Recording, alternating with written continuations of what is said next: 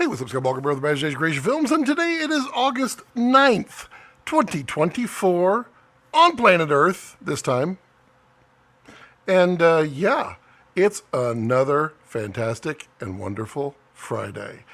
A Friday for you, a Friday for me, a Friday for Rex to sleep on the floor. And, just one of those merry, happy, fun days. Just perfect for all of us to just spend a little quality time with each other while I check to make sure that I'm actually live. Because you just never know. You just never know today. Ready to share, it says. Well, that's so thoughtful. So thoughtful. Okay, so hi. How are you? You doing good? You doing good? Dirk says, good evening, everyone. Good evening, Dirk. How are you?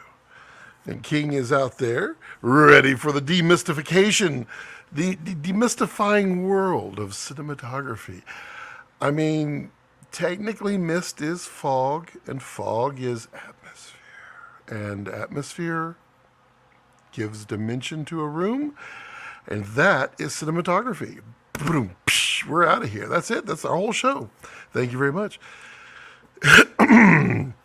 Wow, it's a fun day.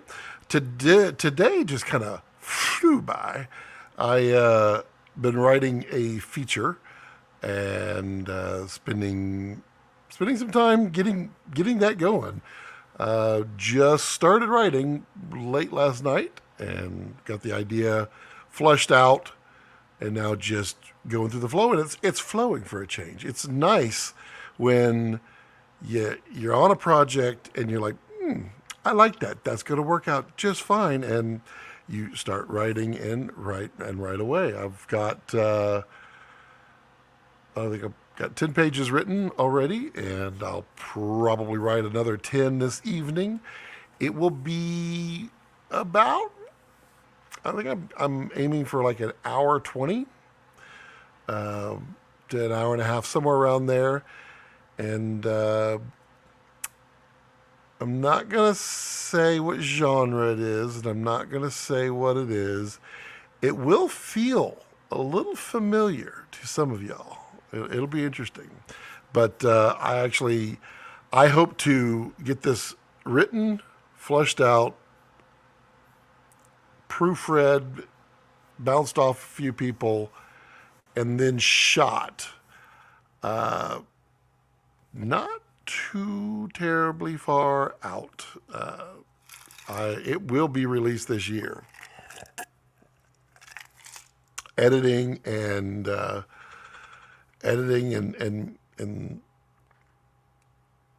score and the sound, that's all going to play a little bit of some time in there, but it's going to be fun. It's going to be fun, and I'm super happy about it because I've needed something to kind of just to jump in on and to do what I'm doing while I'm wanting to do. And what was that sound? That was a weird sound, and all of those good things. Jeremy says, "Hello, how are you?" Oh boy, we got a full house of reviews. Running through them, got some stuff. Yeah, if you can hear that, got some stuff yesterday, which actually is really cool. I'm excited. I'm actually going to use. And I may use, but you know what? I may use actually both of those for this feature, a little short feature. It'll be ultra micro super ultra low budget, but it'll be quality. Yeah. Let's see what else is going on in the world. Sorry, no videos this week. Lots of life happening during the week, and I think I've come to the conclusion I need to stop trying to put out 2 videos a week and just put out 1 video a week and then the live stream. Doing that to me seems something I could do a little more regularly because Yeah, I'm getting a bunch of videos and then not a bunch of videos, and then a bunch of videos and then not a bunch of videos, and everybody says that's the worst thing you can possibly do on YouTube is be inconsistent. So I want to be consistently inconsistent while being consistent. So inconsistently, I'm going to do 2 videos a week, but consistently, I'm going to do 1. And I think that video will be on a Tuesday. So Tuesdays, then Fridays live streams, and I think that will make that'll make things a little bit easier. Looking forward to a big job next month, a big one, a long, fun job that obviously I can't talk about. And then there's another one that's way bigger, different genre, but we're seeing on that one. It should be a huge job. Another one. I like those. Other than that, we're doing massive spring cleaning in summer because we don't do it in the spring because in the spring in Texas you go outside because it's nice and enjoyable. And in the summer in Texas you go inside where there's air conditioning and you clean summer.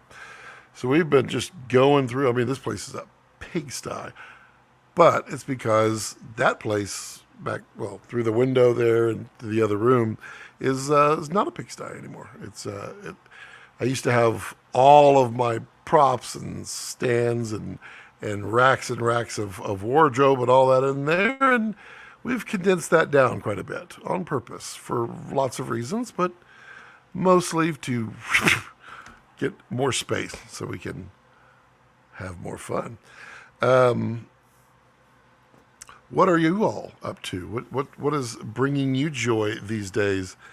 And what can I talk about today that will make you all happy and make you want to interact and have some fun? Or what questions you might have that we can spur off a 3 or 4 hour conversation that I can tend to do. I'm just kind of looking around.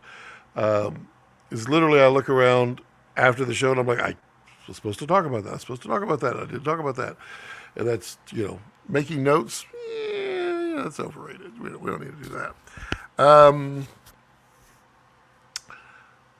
Interesting hearing the conversation about the R5 Mark II and its dynamic range and how it's not quite adding up. There's been a few reports of that, and I'm not sure what to make of that. I don't know. I got a buddy that's got one. It looked pretty good to me. He didn't show it in a extreme dynamic range test yet, but it looked nice. And it would be disturbing if Canon released something that was less than the R5C. That would not go over too well. And boy, y'all are talkative, man. That chat's just flying by, just hundreds and hundreds of characters per hour. Let's see. Daniela, hello. What's up? How are you? That's from Instagram over there. DM colorist, and I didn't reach out to you, but you reached out to me like you're supposed to because you're good, and I'm not. And I meant to reach out to you, and I didn't, but we should reach out, and I will reach out soon. I had another call that I needed to do, which threw me off, which I didn't even get to that call until Wednesday, which is kind of hilarious. It was supposed to be Friday. Things happen. You know what I'm saying? I mean, just what can I do? What can I do? What was the thing? Man, I don't even know. Man, I gotta get rid of it. I did have some fun with in cleaning house. There's some chairs and things that I have around here that we're gonna get rid of because we don't use them, and they just take up room. And I don't like taking up room because I need the room. I like the room. But I had always said I was going to do something to that chair before, and I did do that, and it's kind of awesome. And so I can't wait to do something with that here very soon. DM says I would have followed up, but been under the weather. I'm feeling much better. Well, that's important. You should definitely take time for yourself because it's no good feeling under the weather. Jeremy says, I enjoyed your review of the Athena set. Any thoughts on the new DZO Arliss? I am supposed to touch the Arliss here soon. And we'll have more information on that because they do look interesting. The Athenas, I don't think you can go wrong with, honestly. They're pretty amazing. We will have the other three lenses here soon.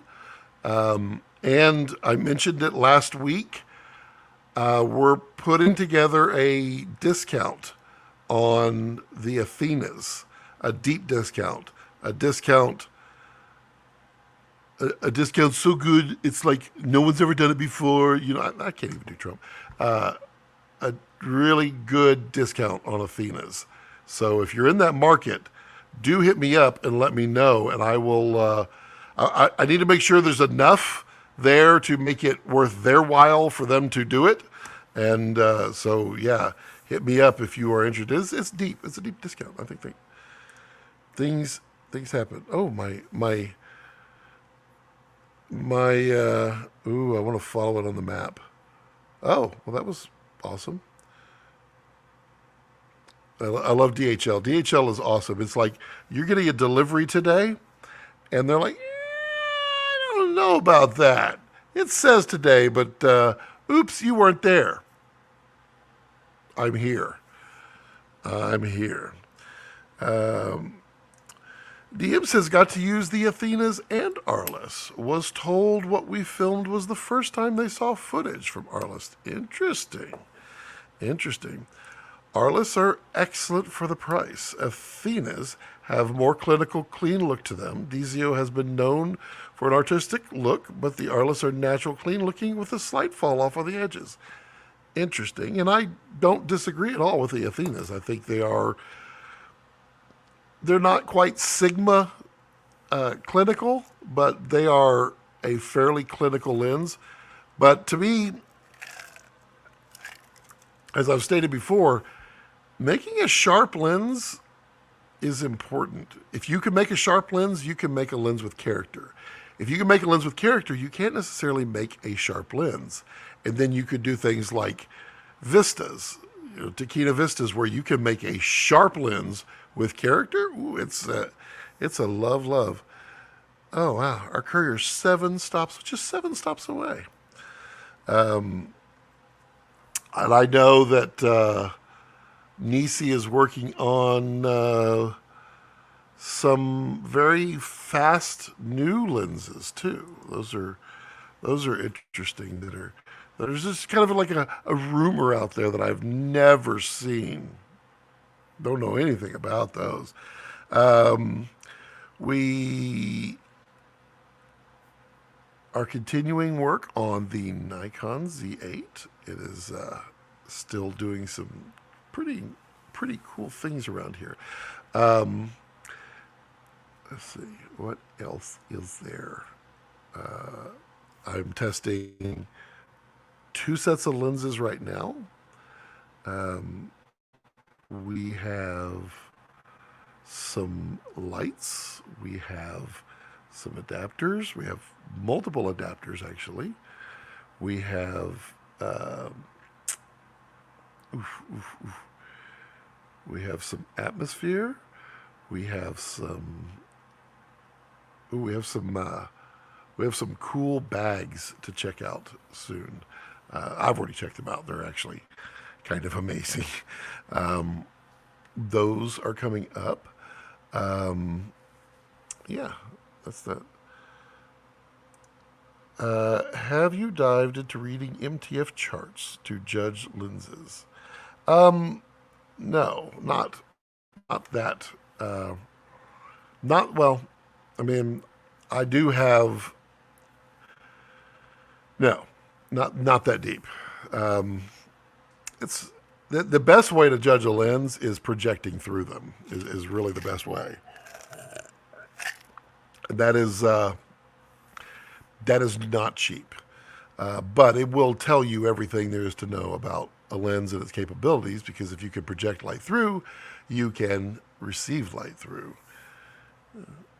I'm ever so doubtful of DHL actually making this delivery. It is.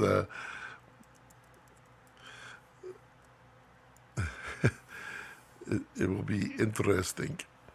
The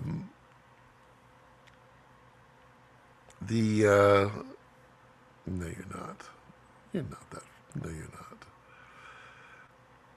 not. The DHL. You're so silly. I mean, I use a nice focus charts from Duclos lenses that doesn't. It doesn't have really.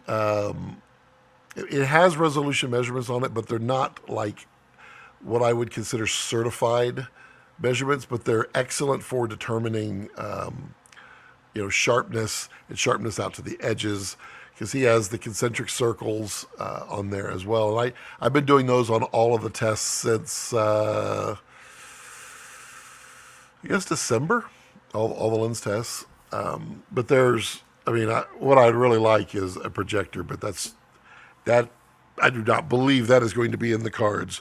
But I do believe that this exhaust fan is going to be in the cards because, oh yeah, I also was, we were talking about last week on the Bayhem Hero orbiting shot, and I have been playing with that quite a bit. You got the Franken rig is built. Actually, it's right there, and it's what is that? It's like a stain. I'm messy. Look at me. I'm a messy little boy. I'm having fun with that, but that's going to be used in the feature coming up too. Not the hero shot. Just the rig as is. The let's see here.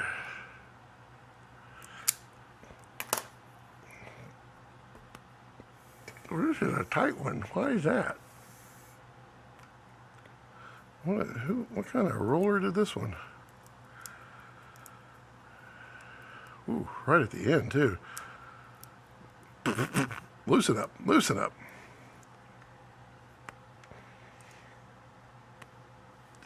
Come on, get out there. I don't know what's going on there. That's a really tight. Maybe I need to cut that here just a minute. Sorry, folks. Bit of technical difficulty.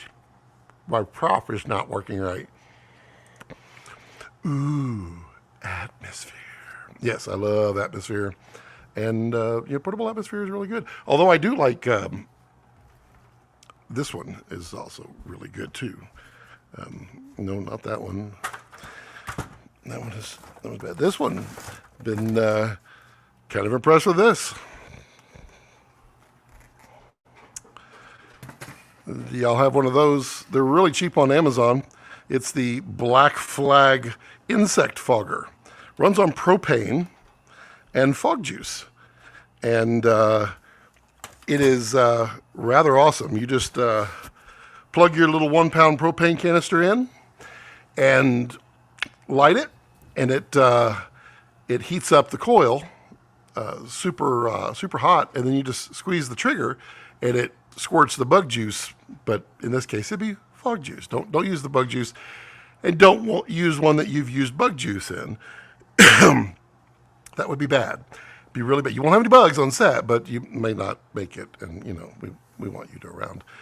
But those are really handy for doing it and outdoors as well. However, it's not quite the output of like a big fogger.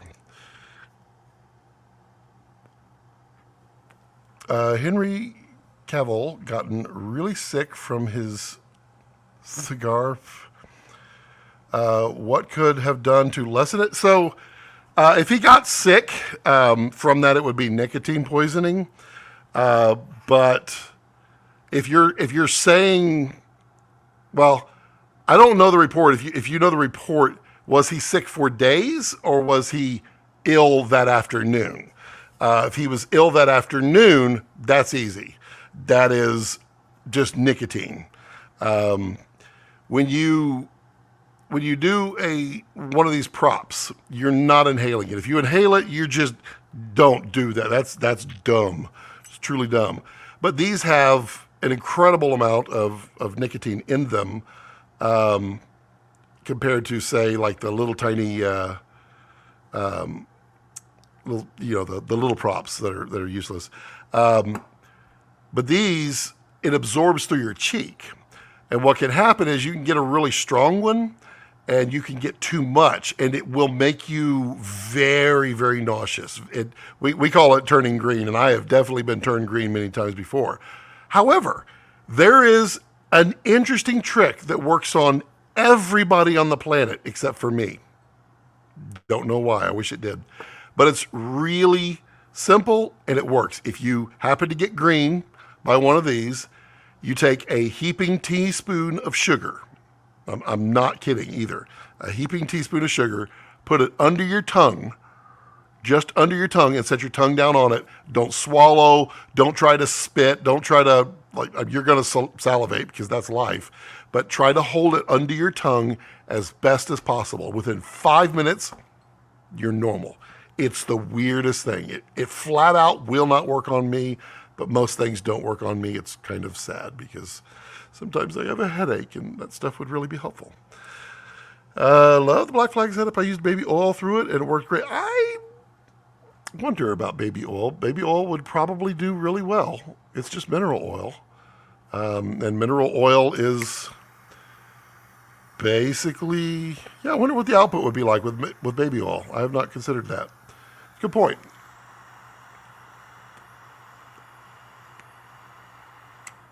I have really need to redo this. I have a fogger that is a much higher output. It's like an 1800 watt,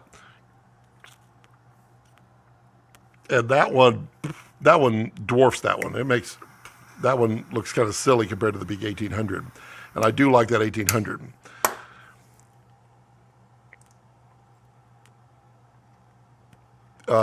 He refused to put it out. He basically kept it lit for 8 hours straight. That's wow. So yeah, he turned green. That is definitely the sugar. If anybody had been on set that enjoys these things, they could have helped him out. I know I would have rushed to the rescue, and people would have been like, "You're full of it. You don't know what you're talking about." Trust me. A teaspoon of sugar, really under the tongue, will make the green go away. It's wild. The next day, because he was on it for 24 hours, he was still feeling nauseous. I mean, I had one time, and it was weird because I don't normally, I'm really good at judging my body. And so like right now, I'm fat. I'm good at judging. I'm really good at judging when things are wrong.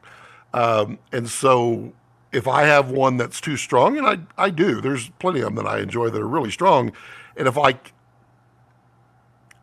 I will start to feel it beforehand and I stop. I slow down and I wait to see if it goes away. If it kind of goes away, then I can continue and it's fine. If it doesn't slow down, if it just keeps kind of where I've stopped, then I just stop completely. Because the sugar won't work on me. But it happens. Hey, Jarrell, glad to be catching me. Well, I appreciate you, man. I only got to, 20 minutes of y'all's live stream today. I was busy writing a script, which is a rarity for me. But man, very good to see you on here. I do enjoy you on Brandon's channel. You guys are like a dynamic duo of positivity creativity, and happiness. And who doesn't love that? I won't bring it up. Jarrell is out here infiltrating. He's not infiltrating. He's spreading the joy and love of filmmaking. Have you seen those microfoggers? You mean these? I mean, there's such a huge pile of stuff right now. It is so unbelievable. It's so unbelievable. It's like nothing you've ever seen. This guy right here.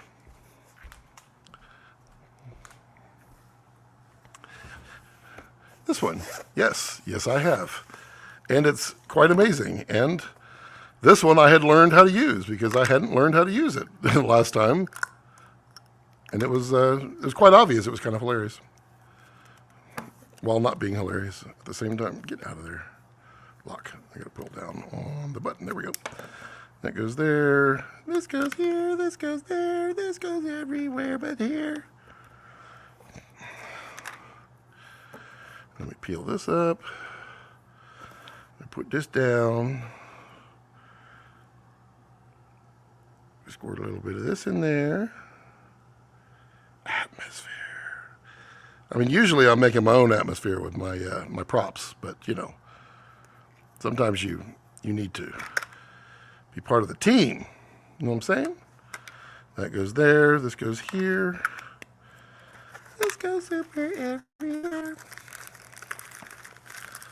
Why do I have kids' songs in my brain? This one, and let's see. No, this way. No, which way is it? No, it goes here. And then here, and then here. And then we do this little thing called turning it on. Ooh.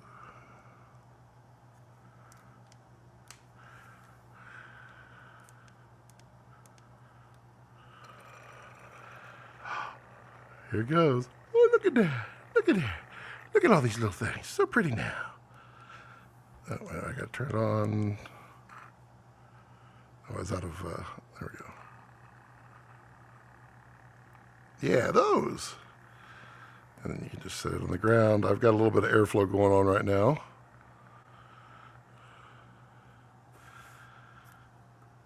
Ta-da. Oops, I got to put it more about here, don't I? I got the air conditioner blowing straight across me too. Oh, I love these things. They are awesome. Thank you. Turn it off. There we go. So yes, I have. Put the puppy back on because I messed the puppy. I need to text my wife though.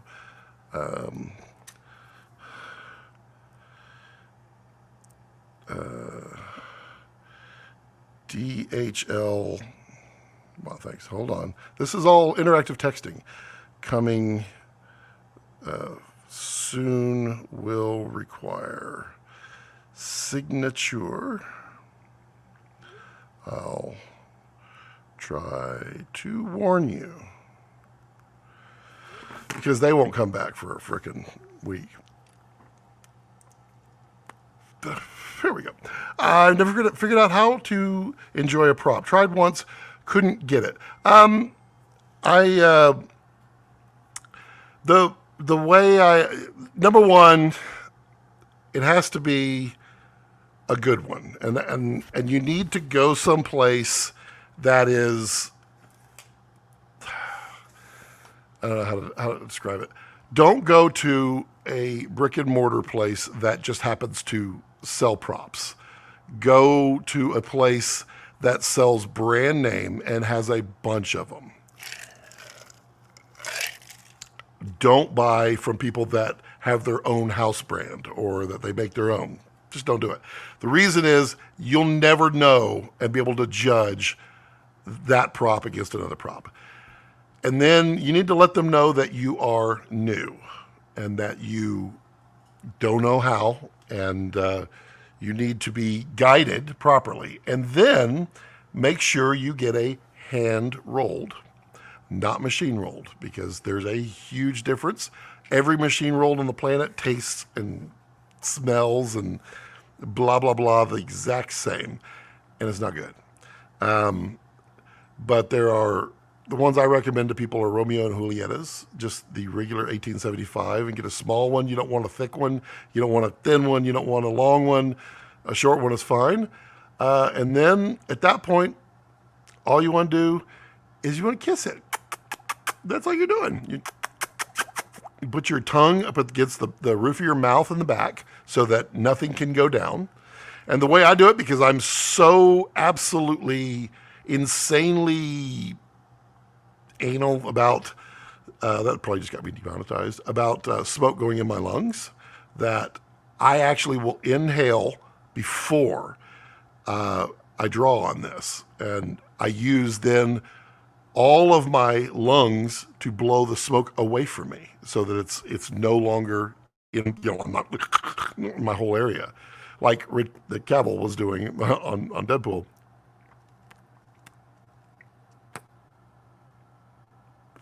That was all the smoke. Now I can get rid of it all. So you just draw it into your mouth area, and then you could do that with your tongue and get it all out. Then you just blow out your exhale. Believe me, if you inhale, you will know it.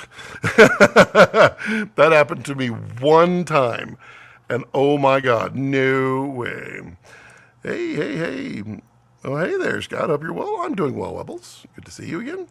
I couldn't catch Brandon's stream today earlier, but I hear has some issues. Yes, I was hearing that one too.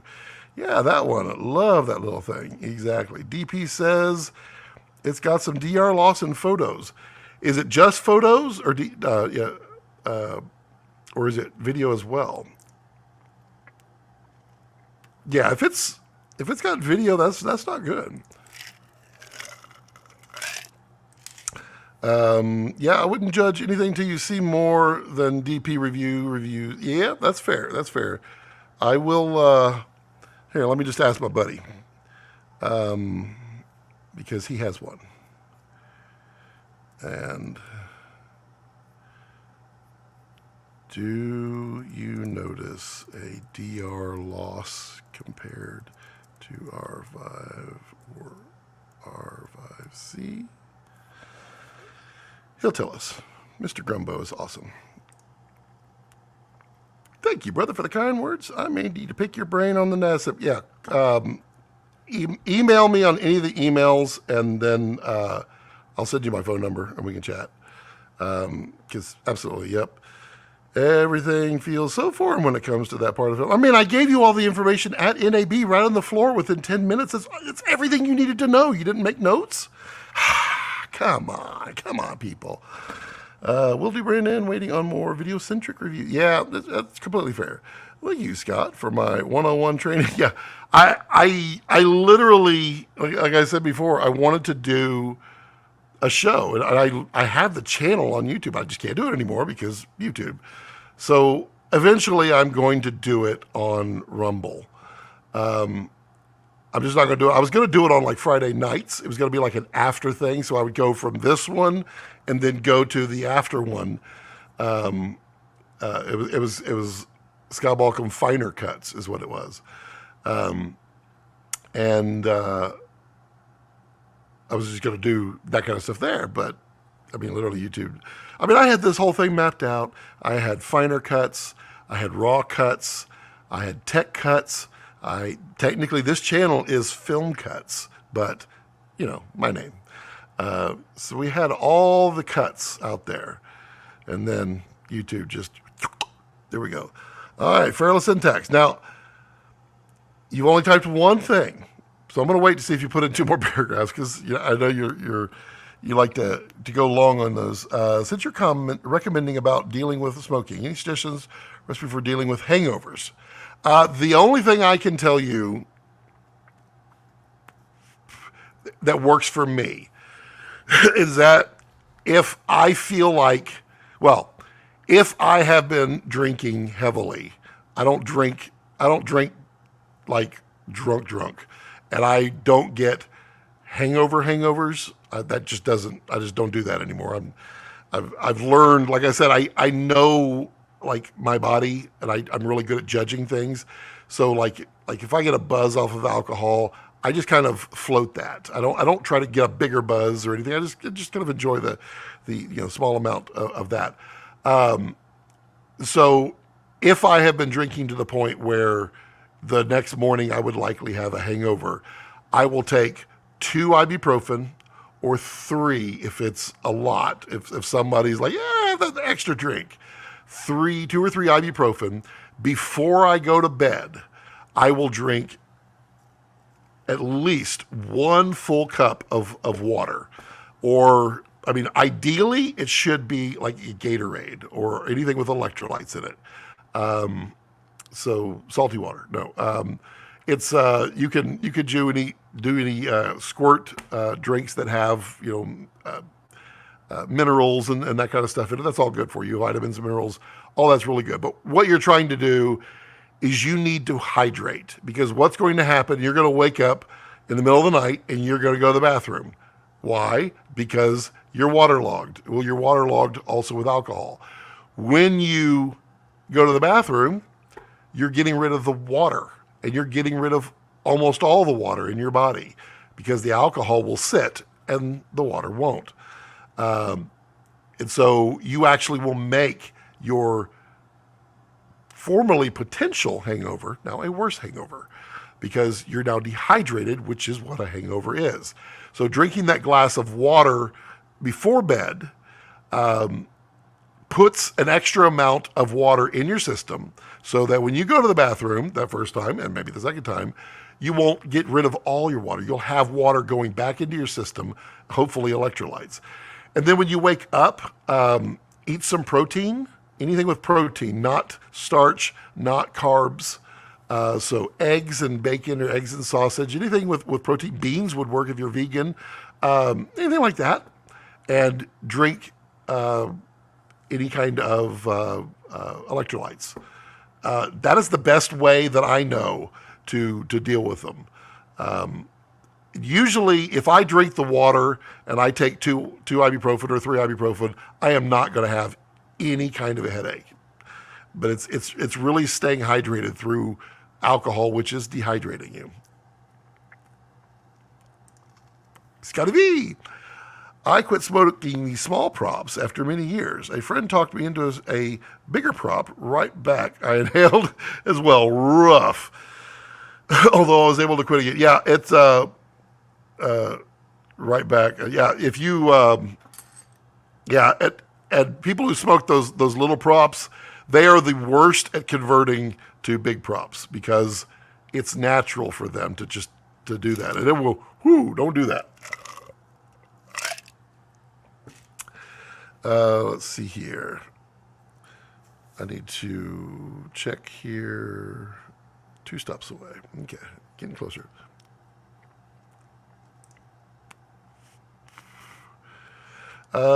Sweat Monkey 513. That's a fun name. Should I invest in camera body or camera lens? For the most part, if you get lenses that are not mount specific, in other words, if you bought PL lenses or EF lenses, any of those lenses that you can adapt to pretty much everything, then lenses are typically forever. The newer stuff, though, they're getting really good at locking you in, like the RF lens, the Z lens, the S or the E lens for Sony. I can tell you that a good lens on a bad body is better than a bad lens on a good body. However, the late, great, man, I just totally lost him. Our Australian friend who's no longer with us, there is no such thing as a bad lens. I've literally got his thing right here. Mark Toya, right there. Right? There's the quote. Boom. There is no such thing as a bad lens. And it's absolutely true. In moderation, meaning you can't make a bad lens good, but you can use a bad lens as character, and it works out really well. So I tend to go towards lenses more because lenses are versatile. Uh, your camera, you like it, you're great. You get rid of it, you get another camera. If you've got a compatible lens, you can still use those lenses. It's great. And I literally have lenses from math 15 years ago in there that I shoot on, and they don't change quality over the years unless you don't take care of them. Not touched alcohol since 2019. I mean, it's totally fine. I mean, I can see. I definitely don't drink near as much or as often as I did in the past. And I was never really a big drinker, but I enjoyed social drinking, and I really enjoyed beer and all of that for a while. Now it's probably once a week. Well, right now we're having a bottle of wine with dinner. That's what we're doing right now, and that's really fine. My thing sometimes on here would be I'd have a scotch or something like that, but I do it on like Fridays. It's my time with you guys. It's nice. Medically, I now have to start protecting my liver, so no alcohol for me for a long while. Medically, what I can tell you, I mean, I'm not a doctor, but your liver is an incredible organ. It really is. It's, I believe, the only organ in your body that if you removed half of it, you would have half of a functioning liver. It's wild, but you can kill off your liver, and your liver processes toxins. Really, is what it does. It processes everything that's essentially toxic to your body. Not necessarily, poison, but alcohol is not good for your body. And it's processed as a toxin. So yeah, you definitely need to protect your liver. If you have problems with your liver, and I have a friend who had a transplant, and you gotta do that, and that includes a lot of things. That could be Tylenol or ibuprofen or that kind of stuff. Some of that stuff you should not take. Obviously, your doctor should do that because your liver. This is Scott's medical channel. I am not a doctor, but I know things. That's what I know. I cannot recommend enough to buy lenses that are not mount specific unless you absolutely need autofocus. Boom, right there. I love PL. I think PLs are awesome, and I like EF. I think EF is great because everybody adapts to it. Mark Toya, R.I.P. Indeed, one of the greats. One of the greats. I put Coke in a wine glass and hold it at events so people drunk so notice it's not red wine. I mean, it's totally fine. I know lots of people who are straight sober for any number of reasons. Some of them they just never did. Others are they went the wrong way, and it's a totally respectful thing. And it's weird too because it's like it's one of those things where, like, I go out and the people are like, "Can I buy you a cup of coffee?" or that kind of thing. I don't drink coffee, so I don't offer coffee. But I usually say, "Hey, you want to go out for an adult beverage?" And they might say, "Well, I don't drink," and I was like, "Well, tea is an adult beverage. You're an adult." Yeah, totally fair. Totally fair. New on body, used on lenses. If money is a limiting factor, this is true. This is true. I mean, there's a bad lens out there that everybody owns. They're sought after. They're used on feature films. They're incredible. They're ugly. They're beautiful. They're all of the above. And that's the Helios. The Helios lens is an incredibly abstract art piece of a lens that were made in Soviet Russia. And I think there was some numbers. It was in the millions upon millions of these lenses, and there was just basically everybody had them. So you can buy them on eBay for like $35. What? I gotta refresh my. Oh no! No! What are you doing? What are you doing? I gotta go back to my DHL. I gotta track on the map. It expired me. No. Now it's wait. There I am. stops away. 2 stops away. Whoa, it went weird. Way to go there. Okay. Sorry.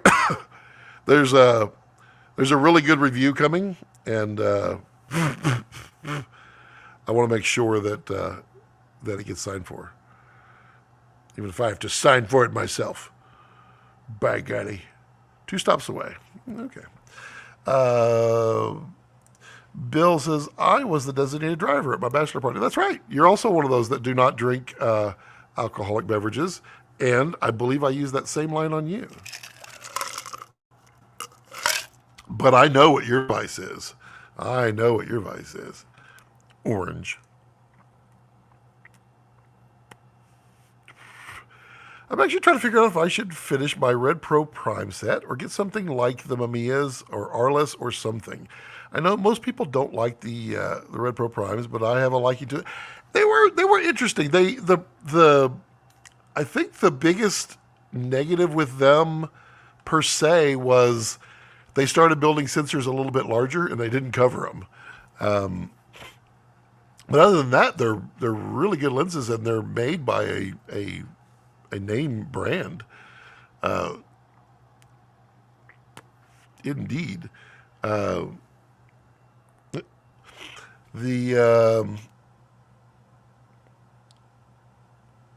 Most people like it to them. Yep. Old lenses are fun to have. Nice sets of old Nikon. Just hate focus direction when I am solo operating it. I mean, the other thing you can do is get like those modulate adapters. If you got a sharp lens, you can put a modulate on there, and now you got a retro lens. You got a K35. I mean, you got some options there. Those are pretty fun. I mean, the thing about like lenses,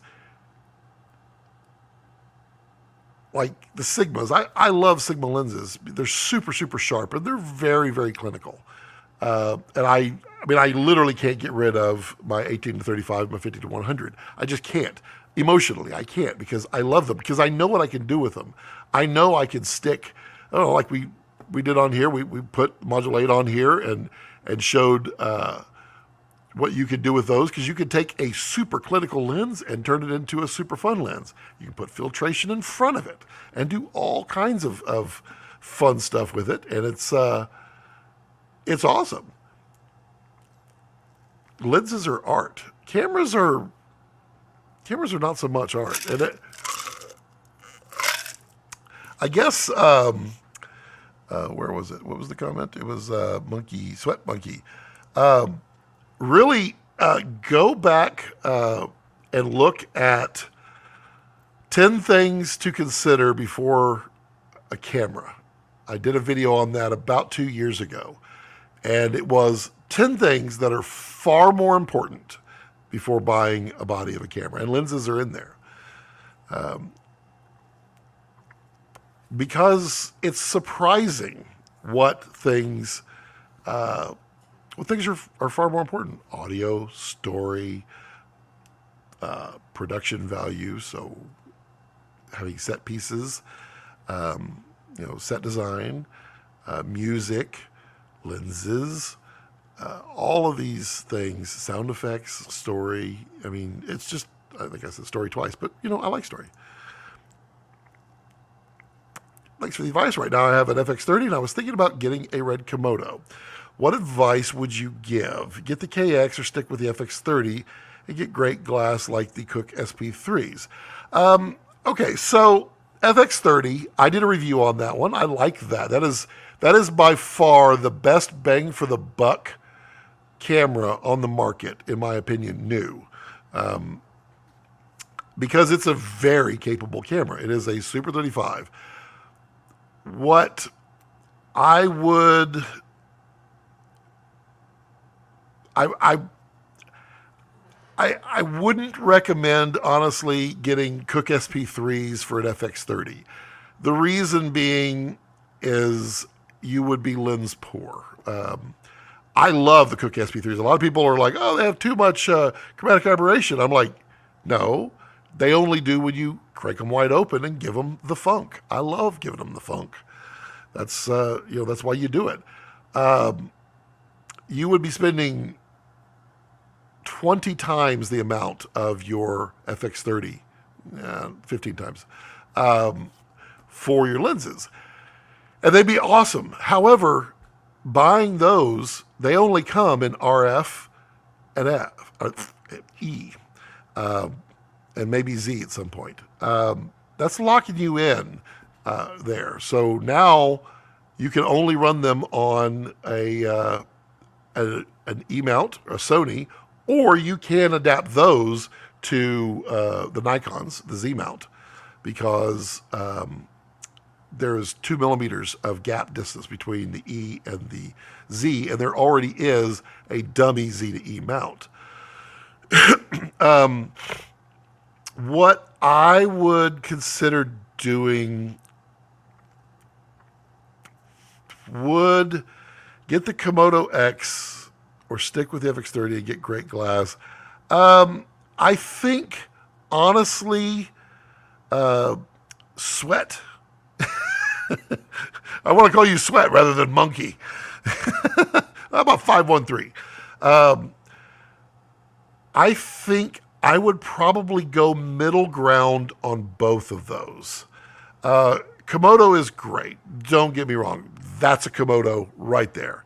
And I love Komodo. You will always see me loving Komodo. And it is a great camera, especially for the bucks. You're getting a red for that. The Komodo X is a jump above. It's not a huge jump, but as far as for an all-in-one solution, it's a pretty big jump because it gives you great audio. It gives you more dynamic range. It gives you the use of external monitors that are red. It gives you higher frame rates. It's a lot of things. But, well, you could get a Komodo X and then go get a inexpensive set like some Nisi Athenas or Vespids or a bunch of other lenses. You can get an entire set and a Komodo X for cheaper than keeping your FX30 and buying a set of Cooke SP3s. There's absolutely a place for Cooke SP3s, but it would not be my first and only lens purchase. I would want to branch that out. I would, honestly, I would probably buy Nisi Athenas because you can get a full set of 8 Nisi Athenas now for under, I think, $10,000. That's incredible, and you have a full line. If you wanted to be cheap, you could get a Komodo X and get an 18 to 35 Sigma and a 50 to 100 of the Sigmas, and put that on there, which then gives you the option of, if you buy those in EF, buy them. That gives you the option. You buy the photographic lenses. That gives you the option of running them through like a modulate adapter to put something behind it, or like this here, you got the breakthrough variable ND, which are incredible. And if you want to go PL mount, they make a breakthrough for that. The other option you could do, if you like Sony, is jump up to an FX3 or an FX6. Keep in mind, both of those are due to be refreshed soon, as in within 12 months. That does not mean anything negative. They are both exceptionally capable cameras. They both have the same sensor. The FX6 is more of a run and gun, all in one. You get all the features that you need, time code and audio and all of these things. All of these things. Sounds like Arnold Schwarzenegger. I've always been a big fan of the Sony A7S III, FX3, FX6. I think those are really good bargains. I have told people to choose the FX6 over the Komodo X. It just depends on what you need. Komodo X is global shutter. Global shutter is it's a cut above. It is next level, and with Red, now Nikon, they can do what nobody else can, and you're seeing it with those super fast readouts you're seeing on all these latest generation of sensors. They're sacrificing dynamic range. Red, not sacrificing, pushing forward. So 513, please ask some more questions. Help us help you. I'm not going to tell you buy this, but I'm going to tell you your options and let you decide. Chung says, do you prefer dirty the lens or dirty footage in post? As in plugins like Dehancer can do a lot. Dehancer was cool. The one that I liked was my buddy down in Florida told me about, which I still haven't done my review on. What is it? It's a plugin for Resolve and such, and it actually is one of the best imitations of filters that I've seen. And I can't think of it. Somebody will get it.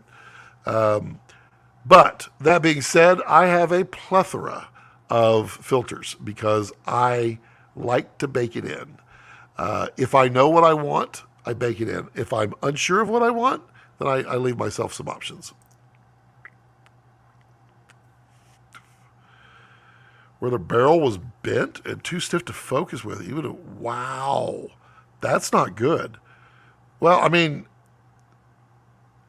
let's think about that though for a second. They're very well built. They're not plastic at all. So if that was bent, somebody dropped it, and I'm not sure any lens will survive being dropped. I know we had Cook Anamorphic on our feature, not my feature, but the feature I worked on, that we had to swap because of that very problem. So I don't think it's a build quality, and more or less a slippery fingers per se. Buy what makes you money and makes you happy. Sometimes those can be mutual. Indeed, Mr. Sutton, indeed. Those are very good words. If the FX30 is making you money, then you don't need to update, and you certainly don't. Like I said, I would not jump to SP3s. What I would say is something that I've learned over the years, and something I haven't shared as much. I haven't participated in this as much as I should have, but it is solid advice, and that is, don't buy what you think you need. Don't buy what you think you want. Buy exactly what you need. Then say, what do I need next? And you'll find that as you go. You'll find that you may need a specialty lens. And, well, you spent all your money on this big set of lenses, and now you don't have any money for a specialty lens. Maybe you need a probe, Maybe you need the new probe, the fast probe. Maybe you need a set of anamorphics, a cheap set of anamorphics. You need to know what you need. And if you don't know what you need, and I'm not saying that negatively, but I'm saying it just, hey, Mr. Merch. How you doing, bro? Hope you're doing good. I see him in the Instagrams. Merch was on the feature. We were just talking about those Cook Anamorphics. He's on Instagram. Buy what you need, but you don't always need to buy what you need. You can rent. There's nothing wrong with that.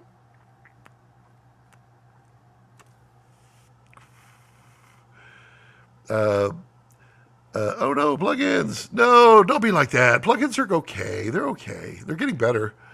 It's funny that you want to call me just sweat. I mean in a good way. But I love how the red footage looks, etc. Plus, I love color grading.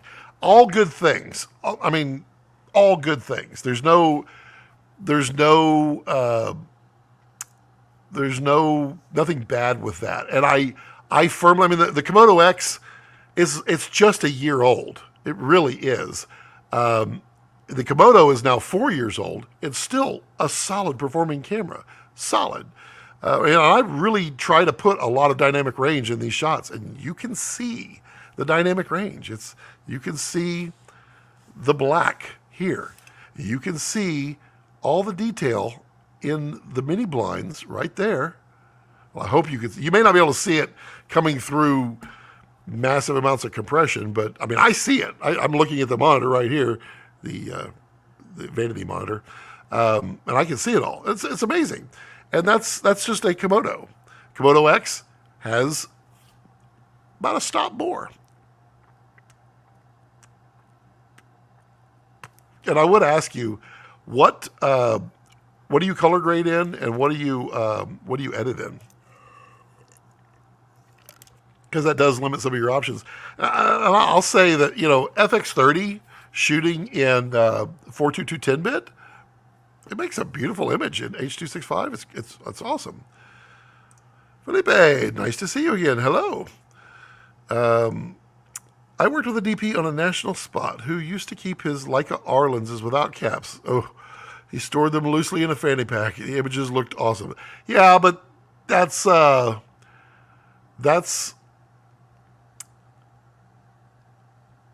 just daring.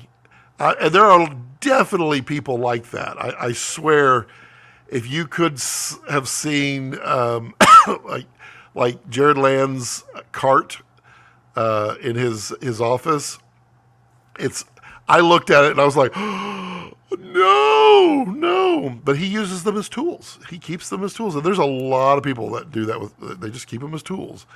I can't do that. I do literally get nervous if things are without lens caps for too long. But yeah.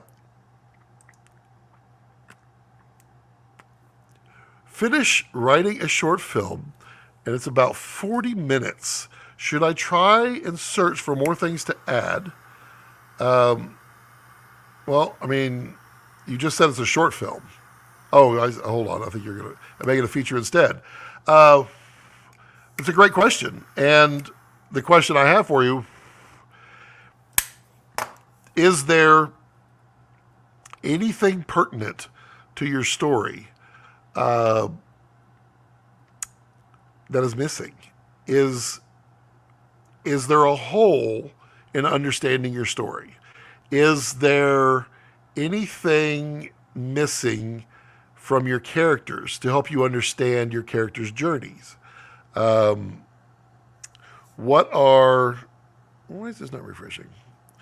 What if anything is missing, then it'll be better for you to put more in. However, don't put stuff in for the sake of it, because it'll just make it long and kind of unnecessary. At that point, I might say, what 10 minutes can you cut out? As right, just clean story without unnecessary scenes. I don't mind. Well, every scene should be necessary. It should be necessary, in my opinion. That makes me cringe. No caps. No cap, right? No cap. No caps. Robert. Hey, hello, Scott. Happy Friday from Lighthouse Point, Florida. And a good evening. Yes, officially evening for you down in Lighthouse Point, Florida. Imagine a red DSMC-4. I think we're going to have to wait a few years to imagine that. He's a well-known DP who has shot hundreds of sports with those lenses. I mean, at some point, you trust that DP. Pretty much the entire point. I'd love to have a set of Leica R's. There's so many Leicas that are really just lovely lenses. And I don't doubt that our courier will arrive soon. Says so. Bill Howard. Bill Howard would know. Bill Howard has 5 features out there now. 5, I think. Short film at 40 minutes, get it to 45 minimum. You can distribute anywhere with 45 minutes. Interesting. So basically what Bill's saying is don't try to classify it as a short film. If it's 45 minutes, you can get it out there. That's an interesting point. I saw that cart. Yeah, exactly. Did you cringe too, Brandon? Because, I cringed. I remember saying, dude, I think I told y'all this before. I said, dude, you need to share that photo.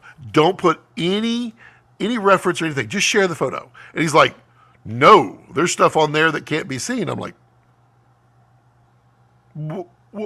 I don't remember that. Jared literally tossed a Raptor into the cart, and I asked him, "Are those for parts?" He did. I looked at dumbfounded. He says, "No, they all work."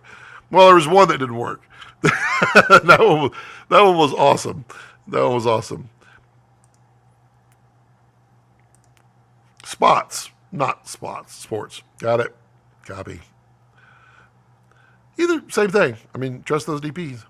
I color grade in DaVinci Resolve. I edit in Final Cut Pro. The con is DaVinci doesn't play well with Apple ProRes. You got to do much to get the raw footage in there, but with R3D, you can use it anywhere. This is all true. Now, wait a minute. DaVinci plays with ProRes all day long. It just doesn't play with ProRes RAW. That's probably what you meant, I'm guessing. My question for you would be, why don't you just edit in DaVinci? I literally made that jump 2.5 years ago. I thought it was going to take me. I gave myself a couple of episodes of my my videos to edit. I said, if I can't get it in a couple episodes, I'll see what's lacking and I'll switch back to Premiere. One episode. I did it in one episode. I had to look up a few things, but Resolve has come so far with editing. I love it now. It's awesome. Also, the VFX in Resolve is good. Go watch Corridor Digital's or Corridors now. They just did they used the robot and they did the portal with it. Everything they did, everything, all the VFX, everything was done in Resolve. That was amazing. I happened to notice that, and I said, "Did y'all do that in Resolve VFX?" And he goes, "Yep." It was awesome. It was truly awesome. I honestly tried Final Cut several times and could not get it. It was like, it made no sense to me because it wants to package all your footage into something, and I don't like that. I keep all my footage organized out there for what it is, and then I reference it. And Resolve, I could do that. Premiere, I could do that. Final Cut does not like to do that. So come back with some more points on that. I'd love to hear some more thoughts on that. Yeah, I think he was yeah. That's kind of what I'm thinking too, because it was blown up. Yeah, that one was very, very blown up. It was blown up, and then there was a couple of cameras in there. None of us are allowed to touch, but they were awesome. What do you think we will see with the next Raptor firmware update, which we did get? Gene, he's a red shooter out in L.A., great guy. I've known him for years. He was kind of on the fence of upgrading his V-Raptor to V-Raptor X because he really, really wanted it, but he was very concerned with the Nikon thing. What does it mean for red? What's going to happen? No one's talking. There's no social media. We're not getting a Jared out there like we did. And he actually had Red reach out to him and explained a bunch of things, which he shared on there, which is Red is flat out going forward as Red. They are going to slow down on camera releases, not firmware, but camera releases. So don't expect like massive new Reds anytime soon. But they are working a lot on firmware. There's a new V-Raptor firmware coming really soon, which supposedly fixes a ton of things, including the enhanced highlights, making them even better. What do you think we'll see? Fixes. I think some fixes and some new stuff. I'm excited what Komodo X does next, because it's only a year old. It's got some room.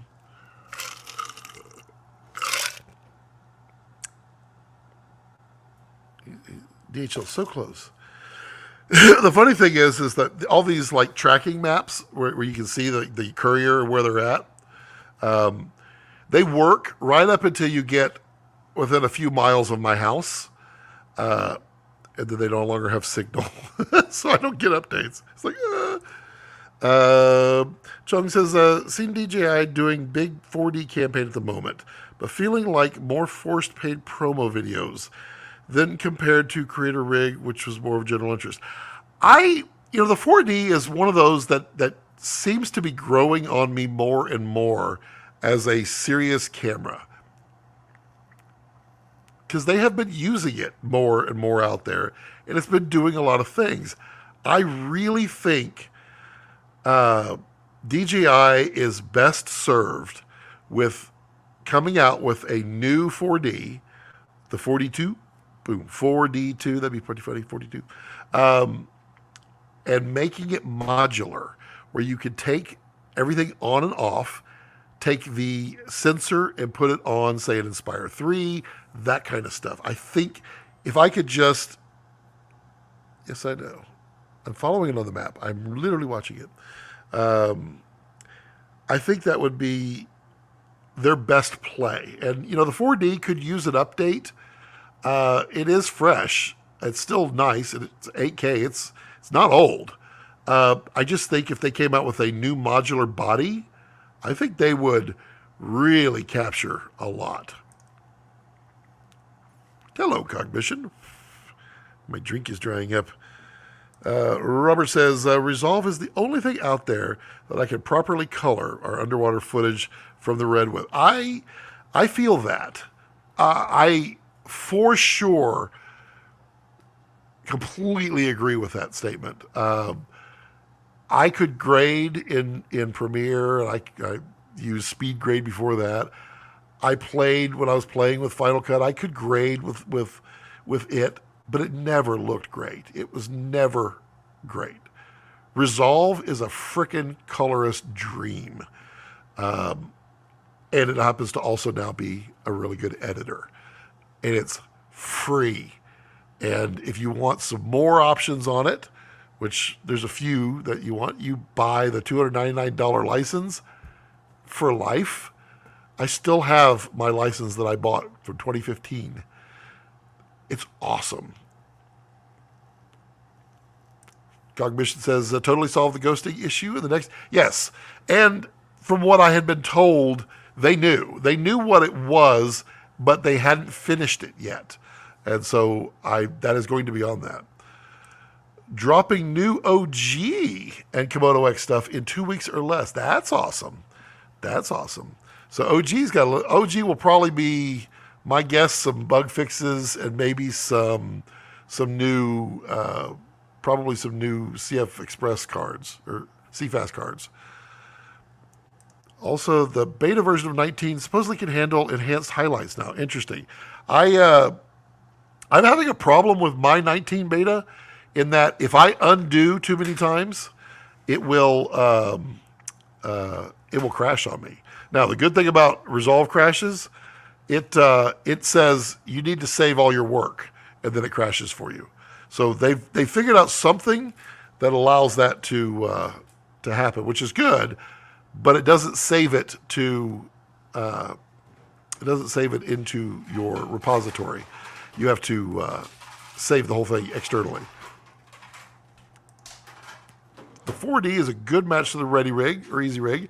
Yeah, that's true, because it would get rid of the bump, the walk-in bump. Confirmed it could use. That's very cool, very cool.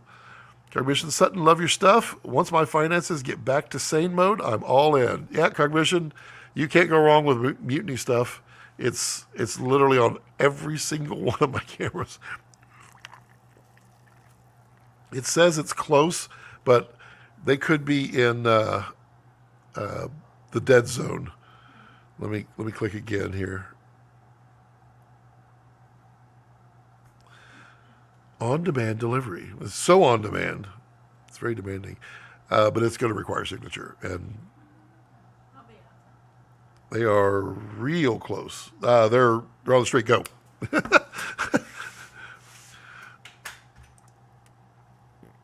Yep, sorry being pro-res raw. Yeah, so I do not expect, never say never, but I honestly would think never is the way.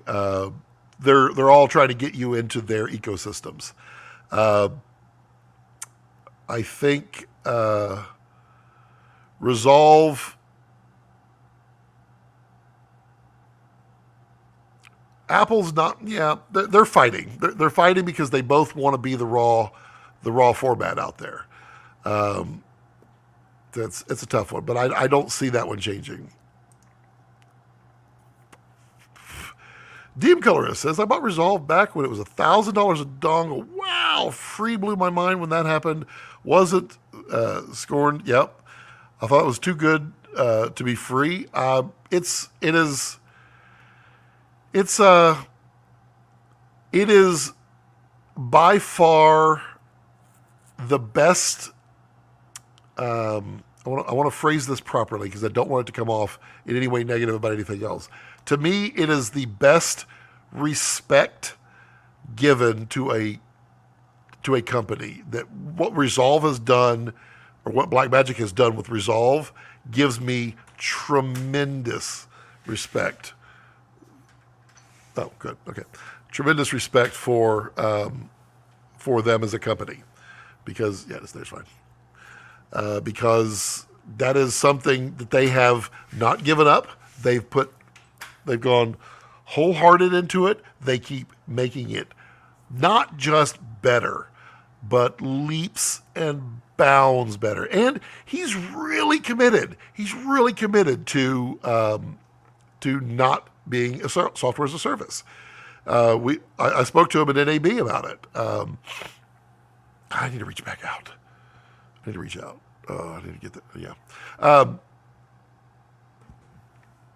His thing was they don't want to do ever software as a service, but they did enable one thing as a software as a service because productions begged them to so that they could bill it.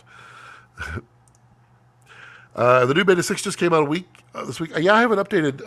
Yep, I got it. Thank you. A new review sitting right there.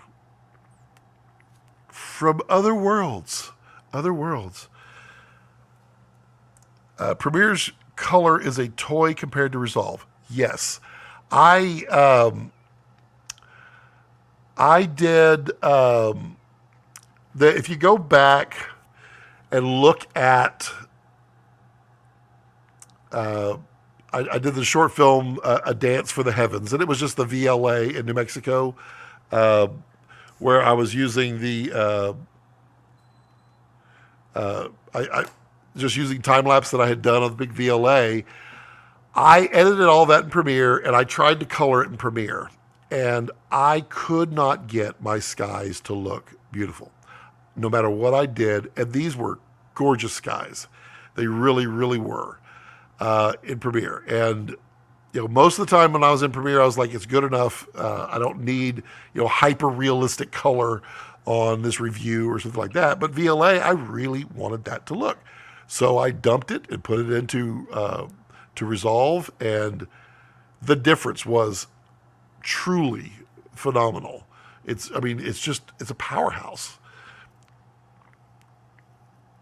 And it used to be really, really nice. My wife was working as a colorist, working towards being a colorist. And she had learned Resolve color really, really well. She hasn't been doing it in a while. So, plus I got really good at it. Basically, my problem with color is I'm slightly colorblind. And so what I do is I have to gauge things as to what is real and what's not, and then I can map it in my brain. So it's basically yellows and greens where they cross over, like into the golds, but kind of get greenish. To me, the yellow looks green and the green looks yellow. But I map it in my brain so I can actually tell the difference. And it's weird how I can do that, even though I'm completely colorblind there. But I use my wife as gut check. So I bring her in and I say, which is better, this, A or B, A or B. She gives it to me and I can remap it, and then I'm really good with that. So it's good that she has nice color. Pretty sure if you remove all the gimbal parts, they can make a proper cinema camera instead, but I doubt they will do that, just force it to. I don't think so. I think it's their next step. I think it is. I thought for sure when the Inspire 3 came out that they would do that. They didn't.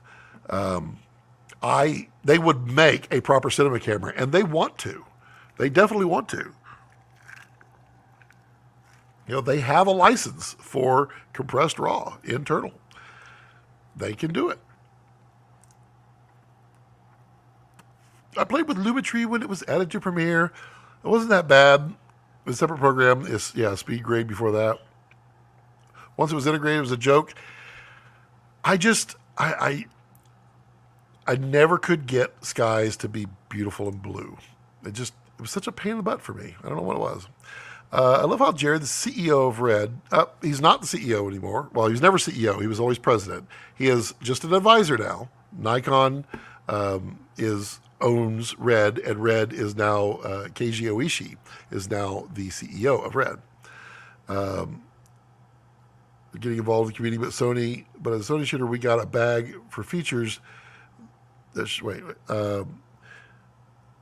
is getting involved with the community, but as a Sony shooter, we got a bag for features that should have already be in game. Yeah, well, yeah. And Sony likes to do the charge for stuff. They've done that a lot lately, and I don't care for that. I understand it to a point, but to me, there should be a life cycle of a camera, and you should tell people. This camera is going to be, just like Microsoft, this camera is going to be mainstream for 4 years, and then we're going to provide critical updates only for the next 2 years, and then that's it. And then what you can do is you can have updates after that 4 years and make it pay for. That'd be fine. I'd be totally fine with that. Red has always been really good at maxing out the cameras, and then that's it. There's no more. And there's a lot of things that I would pay for, like the Nikon Z8. If I had to pay $500 to get R3D in the Nikon Z8, I would pay $500 for that instantly, if that's what it took. Pixis is delayed a month. The 12K coming before it. 12K City. Got it. I purchased Resolve to support them, not because I needed another feature out of it. Yeah, I have 3 licenses of Resolve now, and I'm happy to do it. Absolutely. Moonhouse. What about regular V-Raptor and regular Komodo updates? So Sutton just said OG is getting the OG Komodo is getting an update here in a couple weeks. What I can say about Komodo is its firmware is fairly full. There's not much more they can do with it. They can't pull more performance out of it. It's not possible. So the dream of getting 48 frames per second in 6K, it's never going to happen. It's physically not possible. Small fixes, yes. Additional features, maybe. Who knows? Maybe Nikon firmware engineers come in and they go, you could take this and do this and bring it down to this, and it gives you more room. That'd be awesome. That'd be a really good way of Nikon's engineers kicking in there. OG Komodo isn't getting any more updates. But Brandon, it is. It is. OG Komodo, Jared said it doesn't have the room. That's correct. Yep. It doesn't have room to add features. But, like I just said, if Nikon could, I don't know that they would. I don't know that they would go back and try to re-engineer firmware. They might. Sometimes companies do that. You would see that in several companies when they come out with, they call it like a big version 3 of their firmware, because it's a major change and they completely change everything. I know Blackmagic's done that a couple of times where they completely rewrote firmware. So it can happen. I don't think it's going to happen on OG. I just don't. I think it's a 4-year-old camera. I think it is ripe to be refreshed with Nikon when the red Nikon comes with their next cameras. Hi, iEdit, Cognition says. Hello, Cognition. The Acolyte was underwhelming. Sony charging people for grid lines was over the... That was definitely one of those that I was like, bro.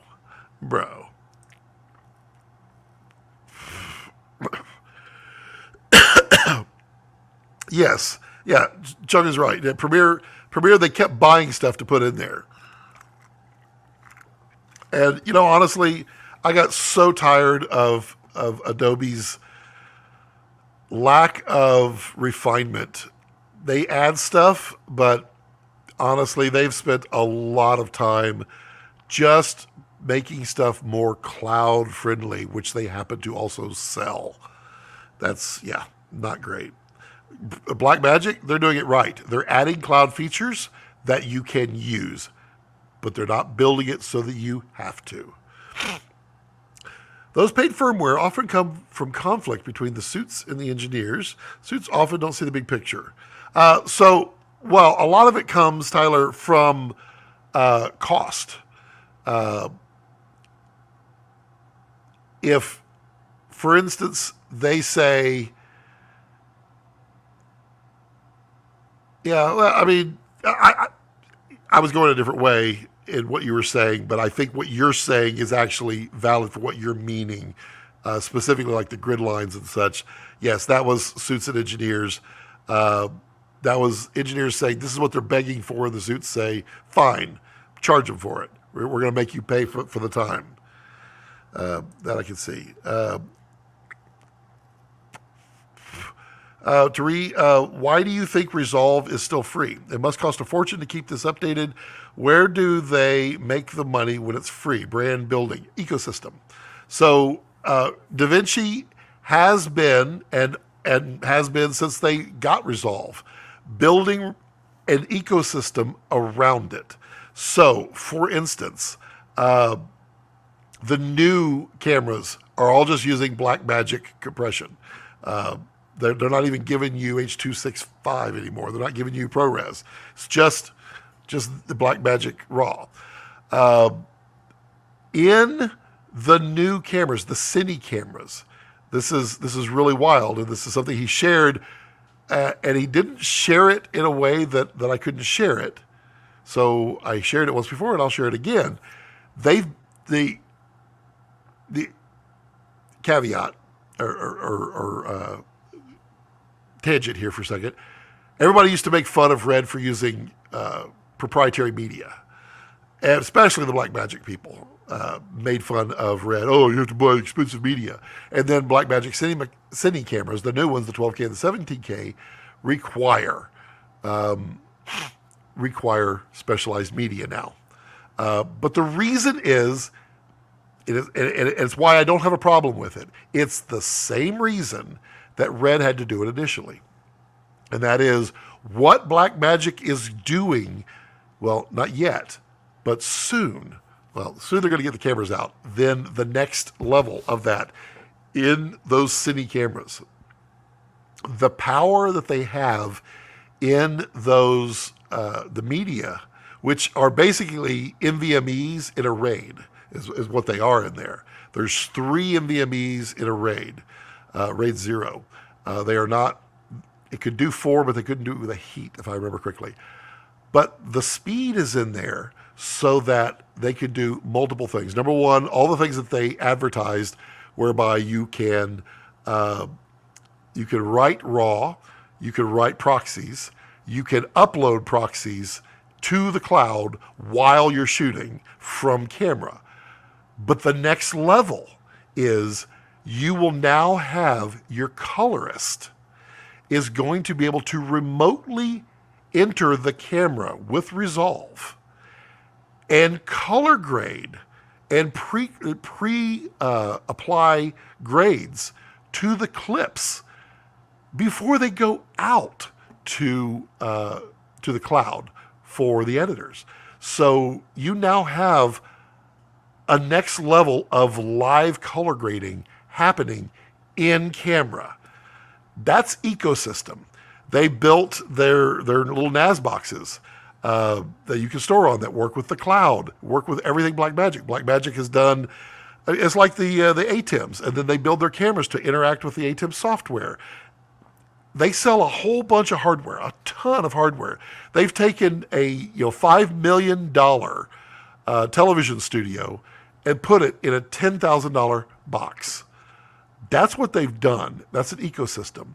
And so it being free, it's a token. It's a stair step. It's an offering, if you will, to budget-friendly filmmakers to get into their ecosystem. The best thing about it is, so far in everything they've done, they don't want you to not get out.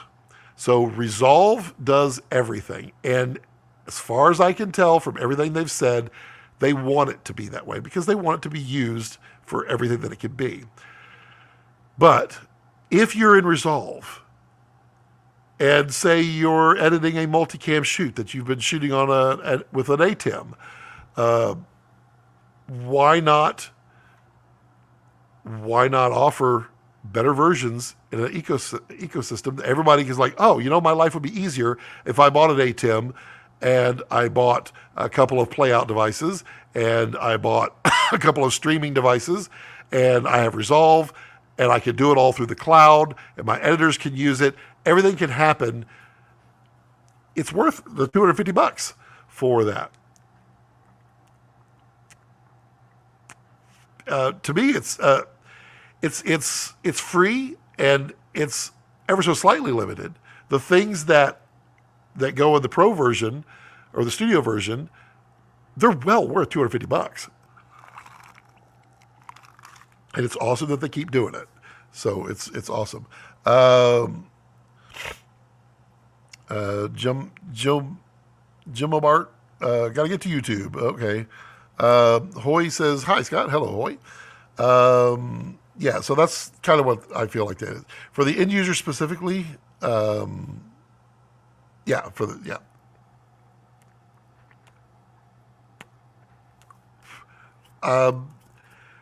I hear that, Bill, from several sources, and I can't confirm that that's happening.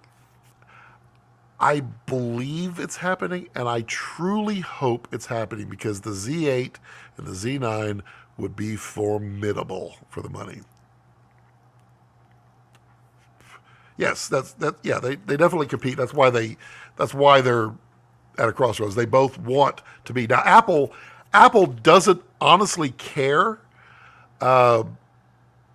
about. They don't really care about Final Cut being what Final Cut Studio was.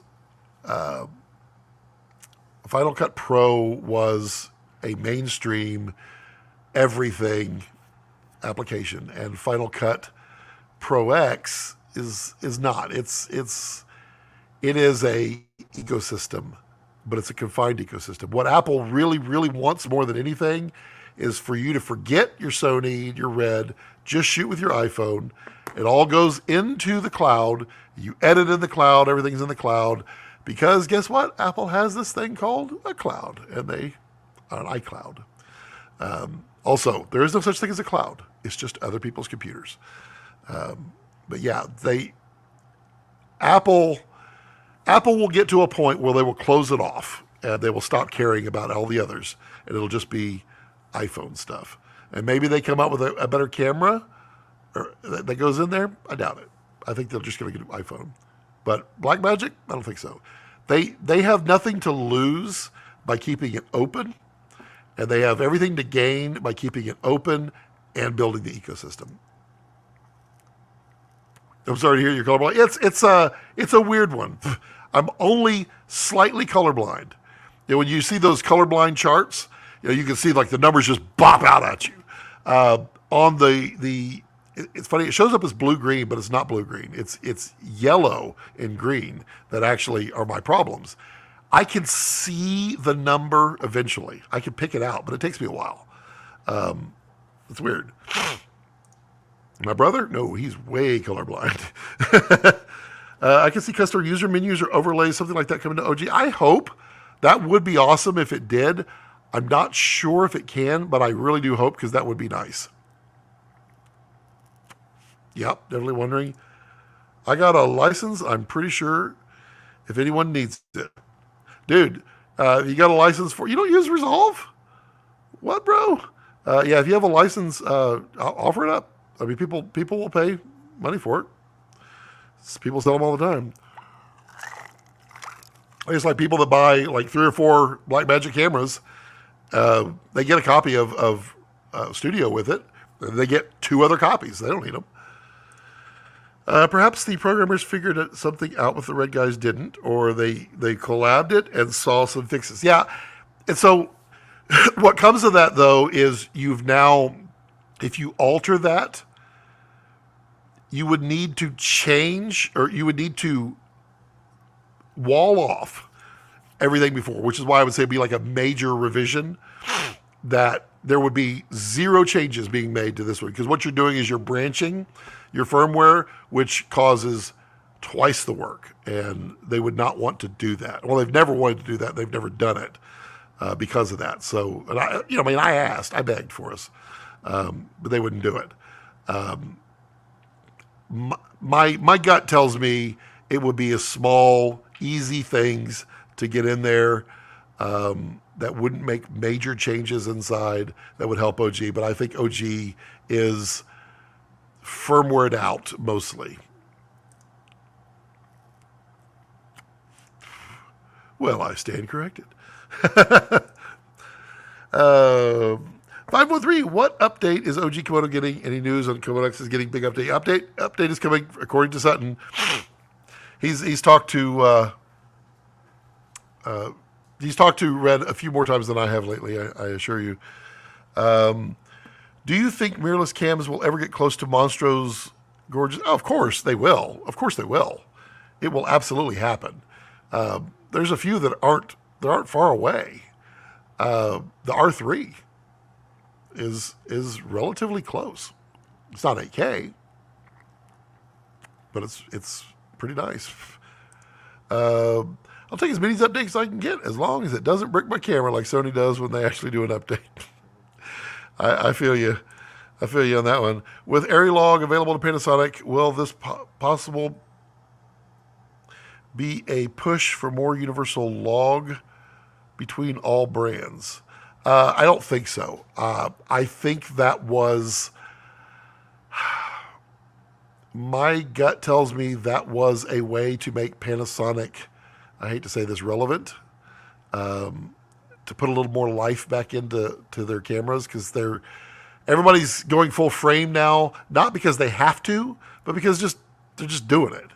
It's available and it's relatively affordable. I mean, you can get an R8 for $1,200, $1,300. Full frame, shoots a nice image. It's not great dynamic range, but it's hard to do it. I mean, theoretically, you could ARRILog anything. I don't see the appeal, really. See so many new Komodo OG users buying used, seeing a whole new audience of beginners jumping into OG. It's great. That's cool. That's cool, because I know there's quite a few OGs out there, and it's hilarious because there's tens of thousands of them out there. So you would see a lot. You see them for sale, but you don't see a tremendous amount of them out there, even for the amount that's out there, which means people are buying them up and using them, which is awesome. Cognition says, DaVinci also makes money giving away their software by grabbing market share. Yep, it helps. And they give you Resolve built into the cost of the camera. Yep, than the Surface. Yep. Not sure if it's because it requires more thought or if it's just image versus convenience. I don't know what that was referencing, Sutton. I apologize. I was a little slow in the questions, so I lost the reference there. Live grading without the need for external apps like Palmfort and Colorfront, etc. Yep. Michael Sutton, thanks for taking care of me, big man. Wait, Sutton can't be big man if I'm big man. You call me big man, and Sutton can't be big man if I'm big man. Maybe in the market share. He's bigger man than I am there. My cars came with rear heated seats, and it cost $300. Yeah, Toyota, that was not a good move. Definitely made me say, For that, I think there needs to be a tremendous aftermarket for this kind of stuff now. Brandon, anytime, buddy. Car, yep. DM Colorist, you could run an entire post house on Resolve and even a live studio in Resolve with peripherals, and now they just have replay built in, etc. Yeah, it's an ecosystem, and they're doing it for them, and it's going to pay off.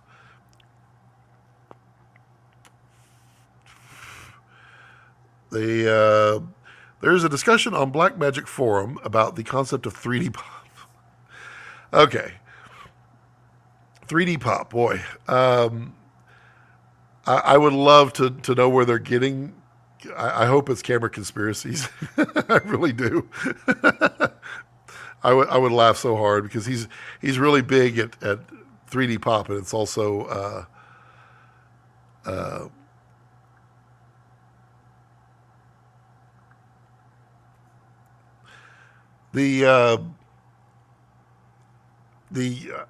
just getting clarification here. A couple sources.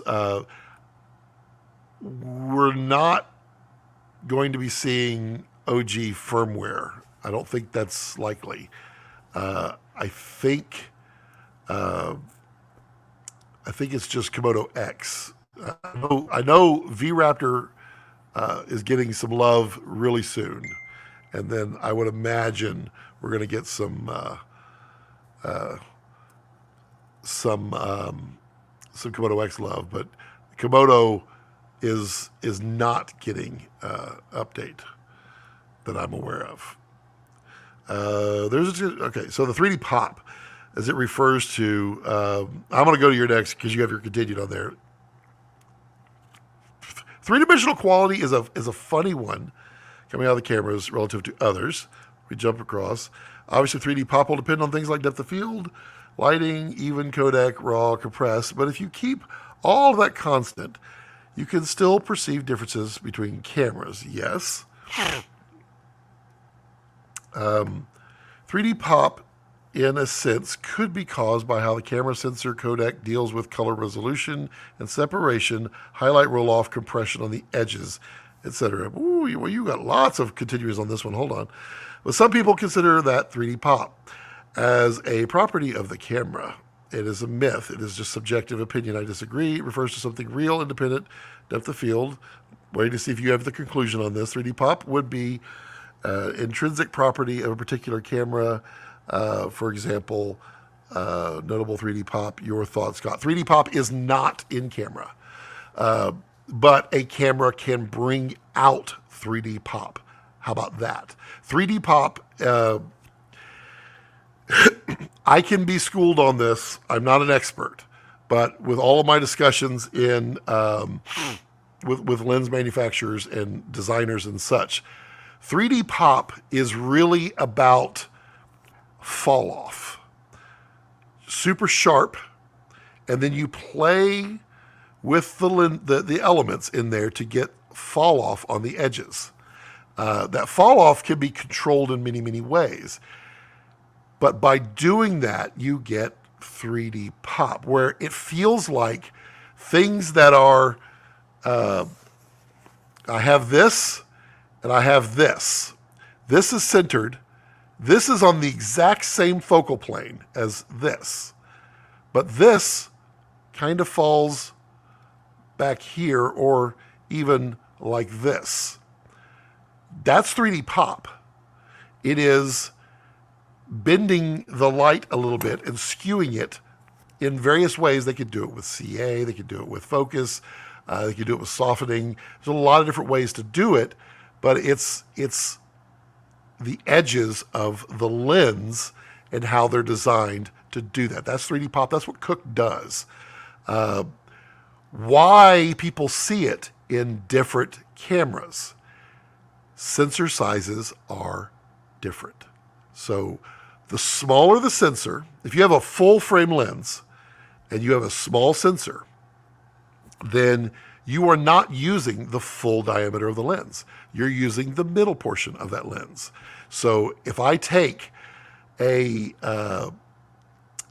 Cook lens, a really nice Cook lens, just take a standard the standard Cook, the S4s. Take an S4, and I put it on a Super 35. No, not that one. Those S8. I'll take an S8. S8 because it's full frame. If I take an S8 and put it on a Super 35 sensor, like the V-Raptor Super 35, because the V-Raptor Super 35 it's a very small sensor. It is smaller than APS-C. Putting that through the Cook S8, it's going to go through the middle. If I then move up to a Komodo X, and I put the Komodo X on that S8, the sensors are a little different, but what you will see is more 3D pop happening on the Komodo X. If you take a V-Raptor with VistaVision and you put it on there, you're going to see way more 3D pop because it's using all of the edge. The image circle is using all the elements all the way through without interruption. APS-C, which we call Super 35 in a lot of things, Komodo X, FX30, basically any of the C70. Those are all APS-C size sensors. They're larger than a Super 35 sensor. So it will show more 3D pop than a Super 35 sensor. So that's where people are perceiving these differences based on cameras. Codecs, the only way a codec is going to show up is if you have a really bad codec and you put it up against a really good codec that has the resolving ability. In other words, lack of compression to show that 3D pop on the edges. Hope that explains it. Jacob, there you are. You were the one on the Instagrams. Got it. Okay, Sutton or YouTube Studio is all Blackmagic because of the ecosystem. Oh, our YouTube. Oh, yeah, exactly. Yeah, it makes sense. It is by far the easiest all-in-one while having separate components. But you can put it all together. It all works together. It all talks together. It's great. That's awesome to hear, Sutton. Indeed. I spent a week researching all of Blackmagic. Well, they'll come out with new stuff tomorrow, too. That's awesome as normal. It's awesome as normal, Michael. Yep. Streaming gear, pretty cool gear. Man, if R3D comes to Z8, I'm getting ASAP. So many will. Michael, I have a business idea for you, man. I'm going to send you a message. Cool. Might get ProRes RAW on future iPhone. I think it's inevitable. It's for sure inevitable. There's no reason not to, especially when this is what they're pushing, because it's weird inside of Apple now, because they're telling them to use the phone for everything now. And Apple has huge budgets. They have all the gear, but they're being told, use these.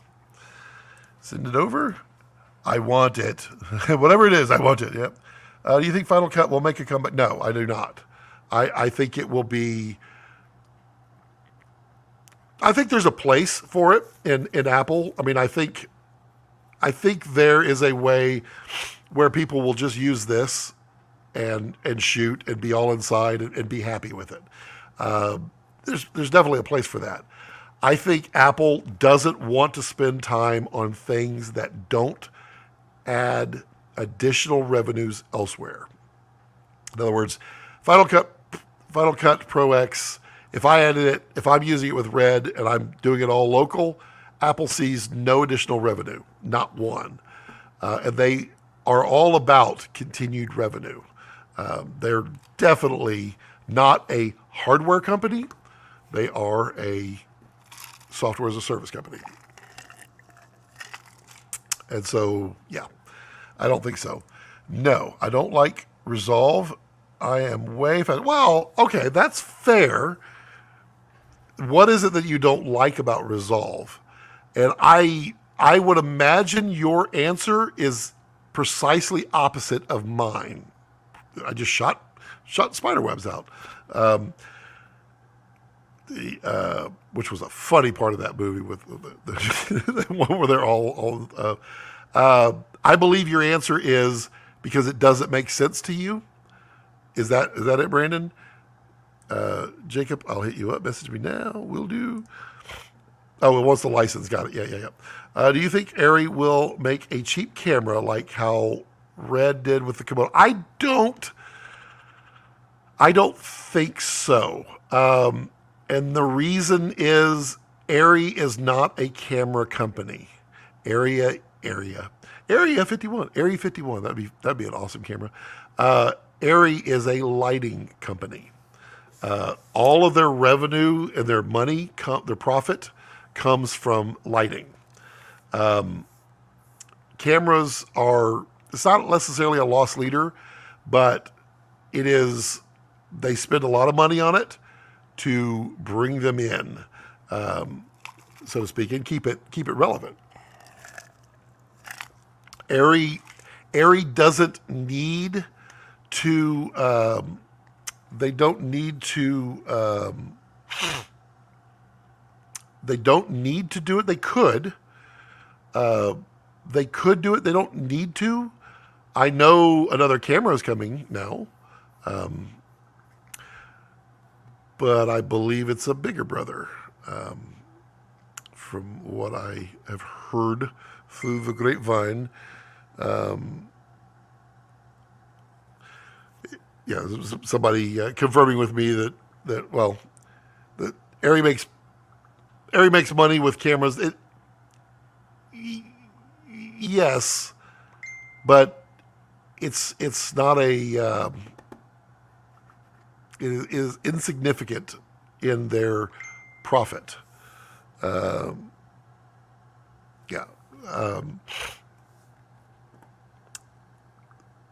Let's see here. Brandon talking about I'm way faster in Final Cut Pro as well. Okay, interesting. This is true. Final Cut, not really friendly building the effect. Yes. The motion effects part is so horrible to try to match effect speeds, multiple effects. Things go haywire fast. I can see that. Everybody's big man. Oh, Brandon, man, I thought I was like special. All of a sudden, I'm just everybody. Summer just 3D pop sounds like an Arri saying 1080p is all you need. It's about contrast of the pixels. Carlos, hey Carlos, how are you, buddy? Hey Carlos. Phil says 3D pop. Okay, specifically a combination of tone mapping as well as channel luminance. On a lens level, we can talk micro contrast. On a camera draw level, strength of image processing and low pass filter. So Phil, you're saying there is 3D pop in a camera. That is one that'll blow my mind and send me down a rabbit hole, which feels like crap. Now he's gonna really start throwing questions at me. More recently, diffraction compensation. Oh, interesting. Okay. Well, that's okay. That's artificial pop, though. I would assume you mean like the R5 on the 24 to 105, adding in some vignette control, and the 28 to 70 F2, where it's not actually consistently F2 throughout, but they fake it through there. So are they adding in some type of 3D pop? It could be. I guess that could be. How about this, Phil? Is it fair to say physically a camera can't do 3D pop? Is that fair to say? Or am I about to be blown again? Brandon, I'll send you an email. Okay.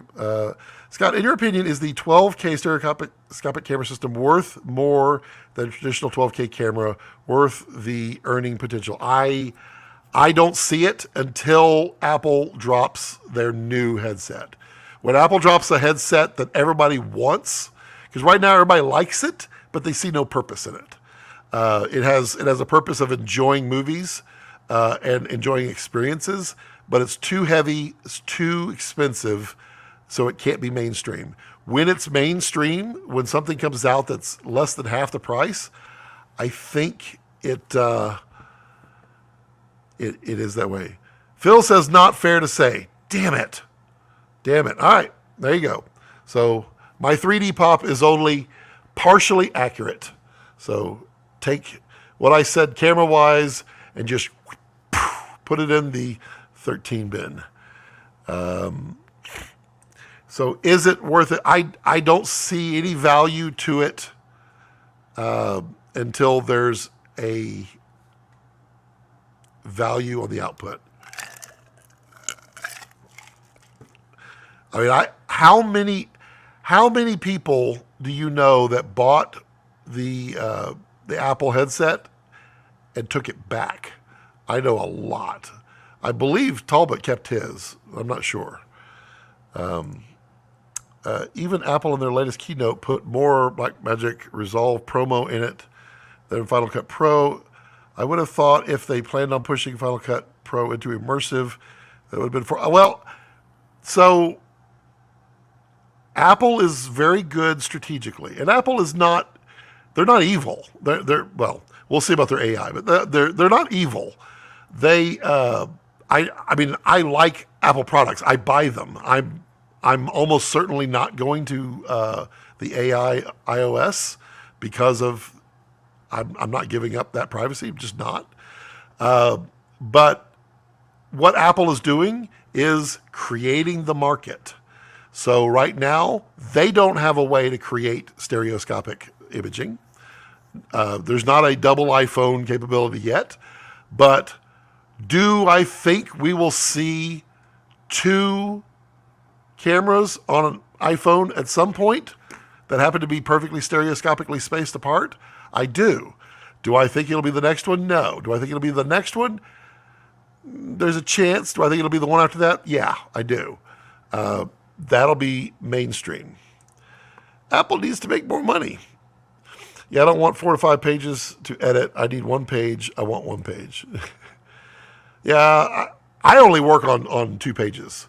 I work on edit and color. I don't use any of the other. The only time I'm in the browse is to ingest R3D. So I could go and I browse to it and drag it down, and I don't have to manually go in and import individual R3Ds, so that it keeps all of the R3D files as one. I do that, and then I'm in the edit page. I do not use the cut page at all. I completely disagree with it's faster at all. I've been wrong before, but I completely disagree with it. Thanks for showing love, Scott. Today is my birthday. I had a great time. I hope to meet you in person sometime. I'm at the trade shows. I try to be at all of them as much as I can. I'm always happy to meet people, always, because I think it's awesome, because I'm just this little guy, and I like people. So happy birthday, Sweat Monkey 513.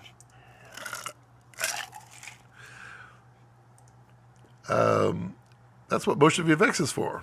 Drag and drop, and you can do just about anything you could possibly think of. Sent the email to you, yep. But interestingly, there's lots of thought on too much pop or not. Some like it poppin', some like a semi more organic analog feeling image. Yeah, I will say I like the look of Cooks on Reds. I like the look of a Cook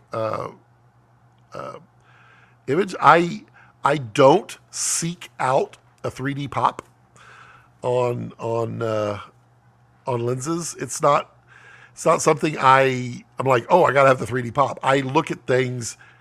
How does it look? Does it look pleasing to me? Does it give me a look that I'm looking for? Is how I'm judging it. Yeah. Oops. What? Oh, what did I do? Hide? How did I? Whoa. What did I do? There we go. All right. Apple needs to be the Bamboo Labs of VR space. Yeah. Blackmagic Camera app was a smarter move than Red. Well, Blackmagic probably knew it was eventually coming, and it was awesome in that it beat Apple to the punch because Apple was going to do it. Because as they are telling their internal people, use this, their internal people are like, but I can't do this with that. And they say, we'll fix that for you. I took mine back and then bought it again. Got it. I kept Vision Pro. I justified by telling myself it's cheaper than a projector TV or a new TV. It's true, but you don't like to share, do you? I edit. My wife would be very upset if I'm sitting there enjoying the movie on my headset and she's over there going, can I see too? Kept. The Apple Vision Pro has done more for my flight anxiety than my prescriptions. There. It is an isolation space. It is good for that. I could see that for anxiety. I can see that a lot. I can see a lot of, I can see it being so extremely successful when it's mainstream. In other words, right now it's $3,500. When they come out with one that's $1,500, I will 100% jump on that. And then as the ecosystem comes out, with everybody joining in and being able to do stuff with it, I could absolutely see me saying, well, I like this one, but they're going to come out with, say, another one of these and then a pro version, and I'll probably buy the pro at that point because there's a purpose for that. I really want it for filmmaking. I really want it. Not necessarily for the 3D, but for the space. Why shouldn't Final Cut be updated when Apple is betting so hard on the phone? Oh, I think it'll be updated. I think it'll be updated for the phone. Will it also be a bit of the ecosystem? I think it's they're building a container. All I can picture is Demolition Man with two people sitting across from each other with their Vision Pros on. Yeah, no, I can see that too. Scott, Bill, if they put R3D in a Z8, Z9, it would be very interesting to compare it with NRAW. Would you expect a noticeable increase in image quality, detail? I would say you would probably be more likely to see. I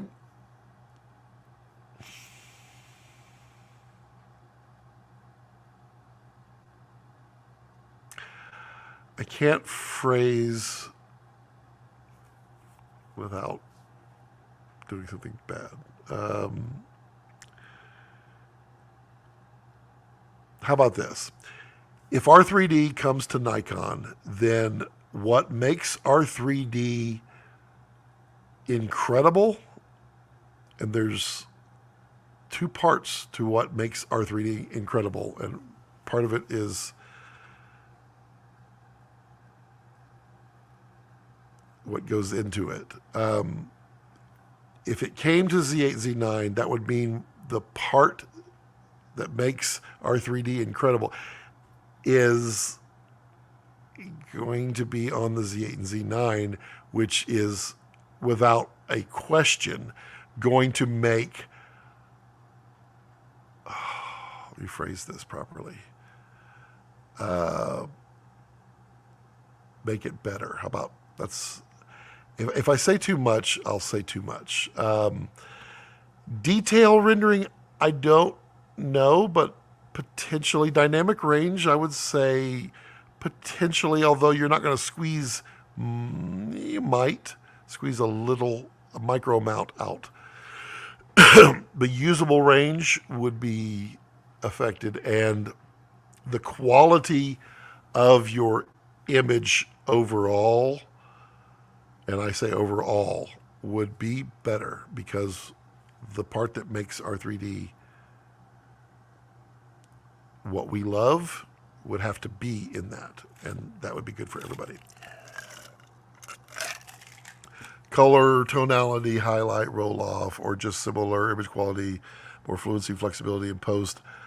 Yeah, I'm not sure about latitude. It is possible they could squeeze ever so slightly more out. But all of the things mentioned in there, most of the things you mentioned require the thing that we all love about our 3D, in which case it would make things better. The Apple Vision Pro needs to be... See, I just see Alien versus Predator. When y'all do AVP, I'm still thrown by image quality. Every time I see it, I'm like, IQ? Why are we talking about sprains? Needs to be lighter and cooler. Maybe movies, it doesn't get too hot, but anything more, it feels like it cooks my eyes. Wow, interesting. Yeah, I need to play with it. They're not that much different, the R3D to NRAW. The sensor data is the sensor data. Yes, the sensor data is sensor data, and compressed RAW is compressed RAW. If it is true compressed RAW, in other words, a virtually lossless compressed RAW, that's the same. And what you have with NRAW is it's 12-bit. R3D supports more. But there's two things that everybody loves about R3D. Its ability to be everywhere, and then the other thing. Maybe I'm wrong. Scott's dropping knowledge. No, you're not wrong. You're not wrong. NRAW in its current state is pretty great. Let me...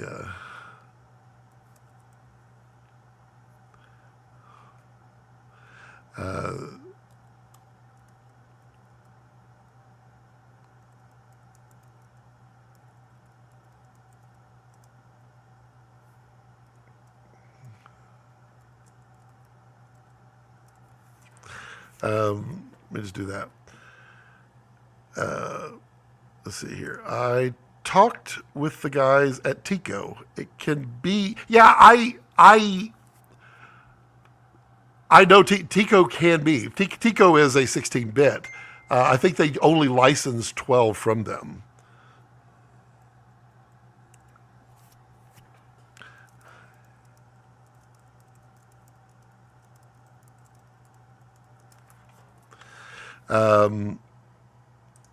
And it's going to get better, probably.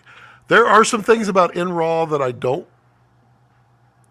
don't love, but I find it very usable. It's very... I mean, it's just you're adapting to a RAW.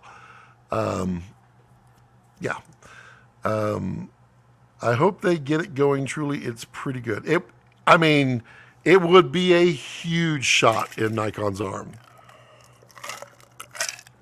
And I honestly don't believe it's going to take market share away from Red. I think Red is a tier. I think Red is a tier up from... It's a tier of joy. It's a tier up from Nikon. And I think they are planning on keeping it that way. And these are good things. Got to strengthen those eyes. Why is it getting hot in here? Oh, I bet it's because the end of the day, all the humidity's coming in.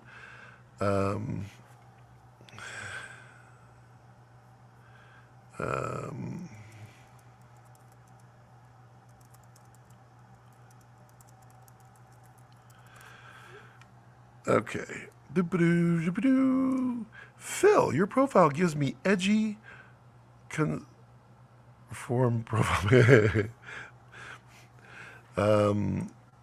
It's good enough for Phil. It's good enough for me. Well, this is true.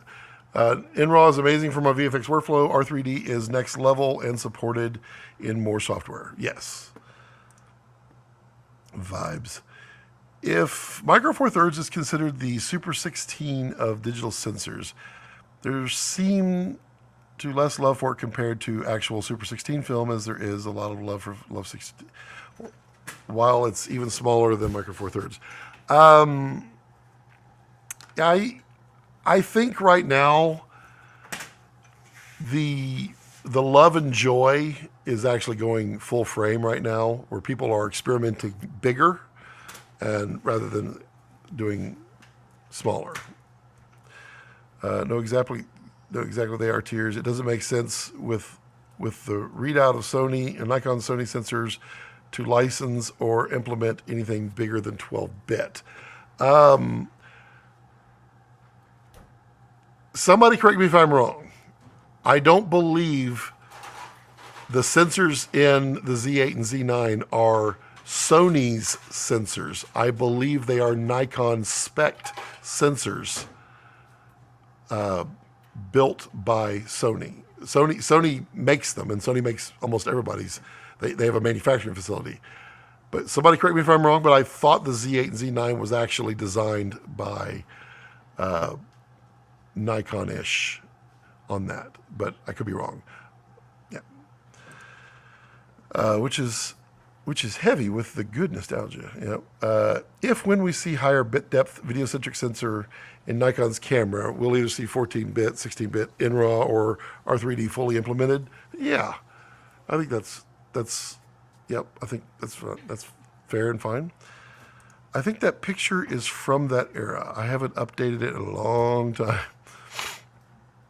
That's probably why I thought it was. Thank you.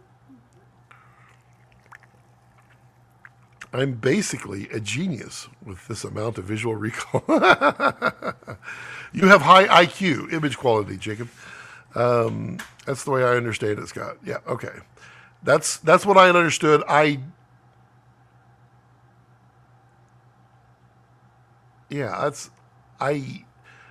not trying to recall things that I can say and can't say. That's what I understood from my conversations with various people, but we'll see. Red is Nikon's Lexus. I tend to agree, and it's interesting, Bill. That's an excellent analogy, in that originally Lexus, they used Toyota vehicles and built from them and built upwards. Now Lexus does and Toyota does both. They build a Lexus and share downward, and they build Toyotas and share upwards. And that is quite perfectly the analogy of what I believe we will have. Let's say 3 years down the line, when we are really seeing stuff, I think that's what we're going to see. Is we'll see shared stuff both directions, but we'll see a definitive line change in that, or we'll see a definitive demarcation point where Nikon goes to this point and Red takes off from there. Ha ha ha. King says, Scott, as of today, if you had a Monstro, would you get a second Monstro or Dragon X, or would you just go to V-Raptor X? My only my only fear of DSMC 1 and 2 long term is the shrinking availability of media. And since Red is not going to be able to create new firmware for it that opens it up, I don't think we're going to see new media coming for it. So as the media that's out there stops being made, and maybe Red's just going to continue to make more media for it. That's fine. But as the media wears out, which it does, I mean, it has a maximum number of rights, and the stuff does wear out. What happens to DSMC owners, DSMC 1 and 2 owners out there? I tend to encourage people, if they're buying one camera and they're trying to get the best bang for the buck, I can see going both ways. But I'm telling people as best I can, it's a good time if you have the option to get into DSMC 3. And I can also see holding off for whatever the next iteration with Nikon brings. The advantage that you have, King, is that you can share components. So if you have two DSMC 2s, then yeah, you can share that kind of stuff. V-Raptor X is just, it's another level, and it's awesome. And quite honestly, King, Red Control Pro is such a game changer when it comes to multiple cameras. Red Control, beautiful. Red Control Pro, and I've got to do my video on it soon. Red Control Pro is incredible. Red RAW versus in RAW quality would likely be colander transfer data faster, cooler. I don't know. I wonder what it would take for it to run that compression, to run the R3D compression in there. My mama tells me I'm a smart and kind of super special. Must be true, Scott. Yep. My mom says I'm cool, so I got that going for me too. ZZ9 Nikon is Nikon patent. Sony is the manufacturer. Yeah, manufacturer. Sony owns no rights to the sensor tech in the night. Right. That's the way I understood it. And it's, Red designs their sensors. They do not build their sensors. Their sensors are built by one of the few sensor plants on the planet. There's like 3, I think, 3 sensor manufacturers out there. So yeah, they will do that. Here's a Phil knowledge. I own my Monstrose still. Monstrose multiples, yeah. But X is seriously the best camera on the market, and my A cam since release, it's a home run body. Boom. Like literally on a few more things I'm looking for, and nobody does those things yet. With all this AI growth and existential dread it brings, I feel like we will see more Roger Rabbit type animation. I bet direction in animation will move towards that complete reaction to AI. Roger Rabbit was wasn't that hand drawn? That was hand drawn, wasn't it? I like Roger Rabbit. Oh, that's funny. Please. I can only do it if I put my fat cheek this way. Please. And it will be embraced. DSMC 1 and 2 I see as a short-term investment. Yep. Getting one and expecting to get 3 or years out of it is the move. Yeah, I mean, you can get many, many years out of them. They have a really good long life expectancy. But can it make you money? At some point, it may not make you money. Thank you for your input, Scott. I have most of my glass in F mount, and I know I can adapt F to RF, but prefer to wait for Z mount. Of course, I'm investing in PL more now. Yep. Hope I'm not making a mistake in getting LPL lenses. Yeah. It was hand-drawn and composited into real. Yeah, that's what I remember. I remember that movie being so incredibly great, and then seeing, I don't know, was it on Movie Magic, the old show on Discovery Channel?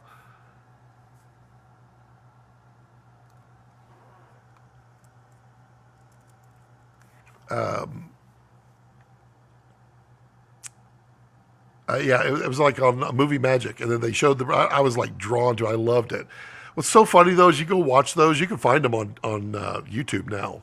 Old Movie Magic and all that. You're like, bro, I know that. Yeah, there's a YouTube video that the guy does that. He does it with an iPhone now, or all that kind of stuff.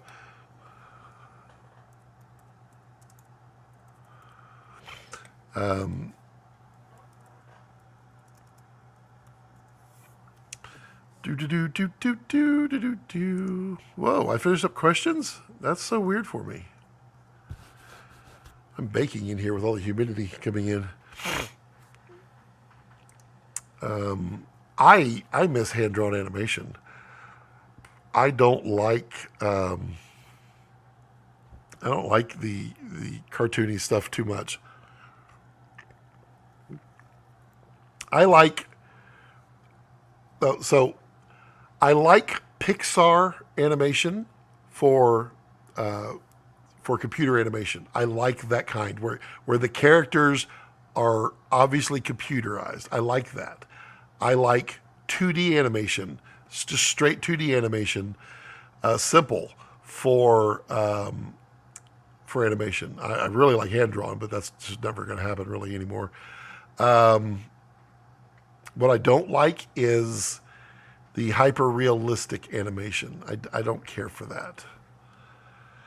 Whoa, what just happened? A bunch of questions came in at once.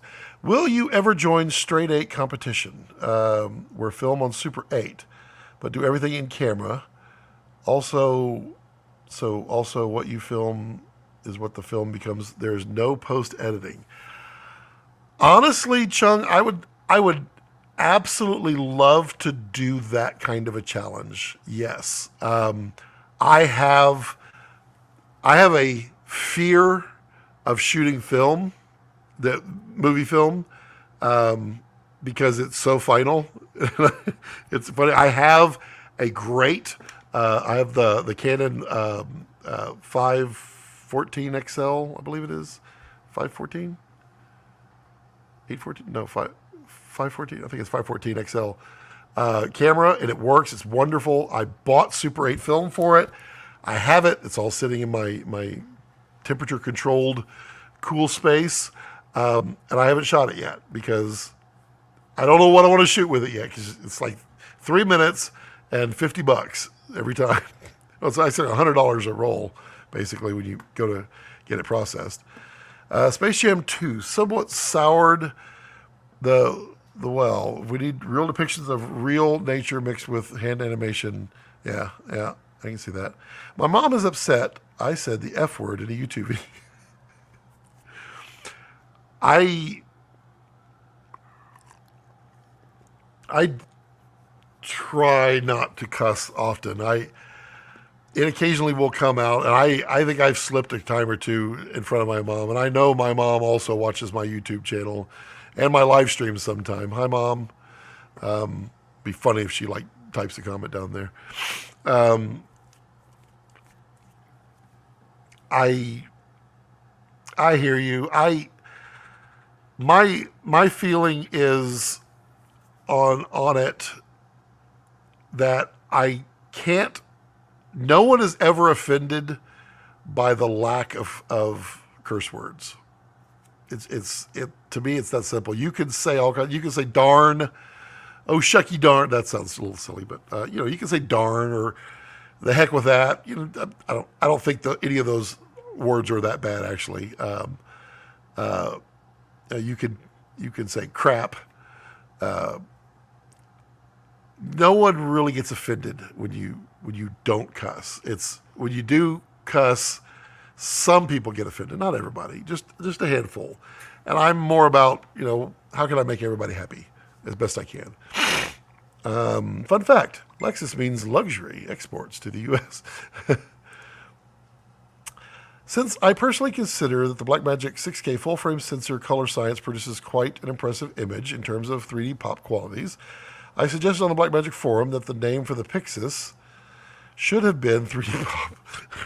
Remember the originator of the DSLR revolution was named 5D, too, so the 3D pop is not that far from the slower.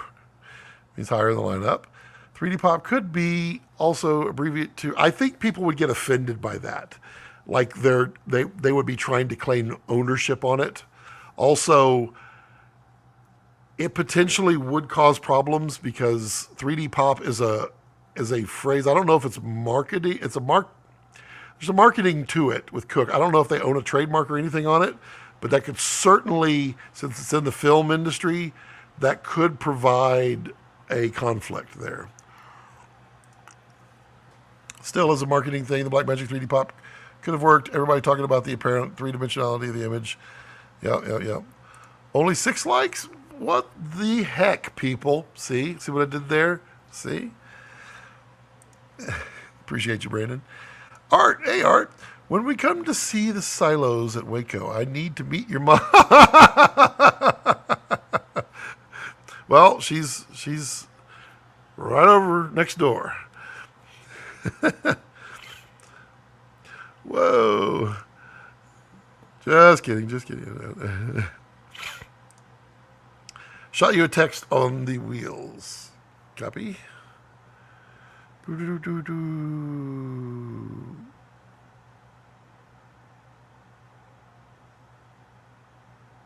Fair enough. Yep, cool. All good. All good there. Alrighty then. Let's see. You know, Instagram used to just pop, and now it doesn't. I don't get any questions hardly at all on Instagram anymore. It's like the Instagram peoples don't love me, and it's fine. They're like, why are you shooting horizontal? I can only see like this much. You got your dog in there. You got all this stuff, and I can't see you. Oh, good. YouTube says I'm live on my channel. That's super helpful. Okie dokie pokies. Oh, he says, but I love you. Well, thank you. That was an Instagram comment. Thank you. And whoever Blade is, they got a beaker icon or beaker emoji. My head. In my head. Okay, let's see here. Oh, anything cooking this week? Cooking in what way? You mean physically cooking or cooking film-wise? Film-wise, I'm cooking a script, and I am hot on this script. I'm excited that I'm excited about this script. I'm excited that it's flowing. I'm excited that it's working. Like, I'm going to be able to do it all and make it happen. I'm happy about that. Oops. If you could film a kind of pizza, what pizza would you film? New York pizza. Is there any other, really? I wasn't aware if there's any other kind of pizza. If you like hot dogs, what's your favorite hot dog toppings? I like Chicago personally. I like chili dogs with lots of chili and cheese. And mustard. Mustard works really well with chili dogs too. I also like mustard and cheese on my chili dogs. I also like sauerkraut on them as well, but I prefer better than hot dog for sauerkraut because sauerkraut, I like that. I can do onions, but I like them cooked. I don't like the raw white onions. The Chicago is the Polish with a pickle. Is that Chicago? I like those. Those are. Is there really a wrong ketchup? Ketchup on a hot dog is wrong. But other than that, I don't think there's a wrong way to have mayonnaise on hot dog would be bad. I don't think there's anything really wrong. Solid. Ooh, Chicago dog sounds good. Wait. You say that in a singular form. Can anyone really eat just one hot dog and be completely satisfied? I'm a 2 hot dog, or 3 sometimes. Like chili dogs? Oh, I like chili dogs.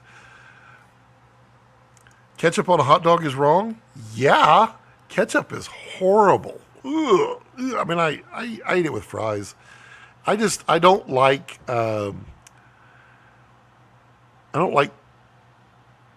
ketchup. That's about it. I mean, I like tomato paste. I don't like, if you're gonna, It's a funky tomato paste is all it is, and you wouldn't put spaghetti with ketchup. You would do the quality version of tomatoes on there, and a nice paste into a really nice sauce. Yeah, I'm sorry, ketchup. I can't do ketchup. Sorry. I put ketchup on my pizza. Maybe you do put ketchup on your spaghetti. Just wanted to see the reaction. Well, it looks like this. Jacob for that, no license for you.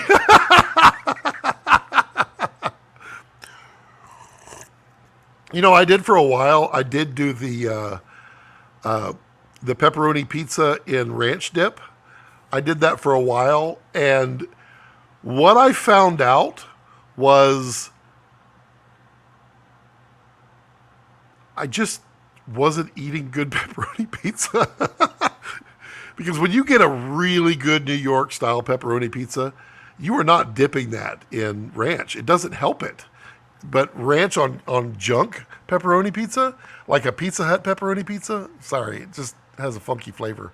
You put ranch on that to cover the funky flavor. I stand on my word. I am a true believer of ketchup on hot dogs, though. Ooh, I don't know. No. I will literally hand that to my wife and say, enjoy. Do you get hired without quoting?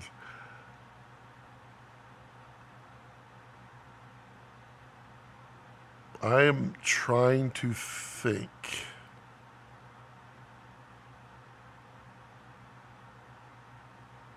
Yes, I have been hired without quoting, but it's for people that I know and people that I've worked with, so they know what they're going to get and what the bill's going to be.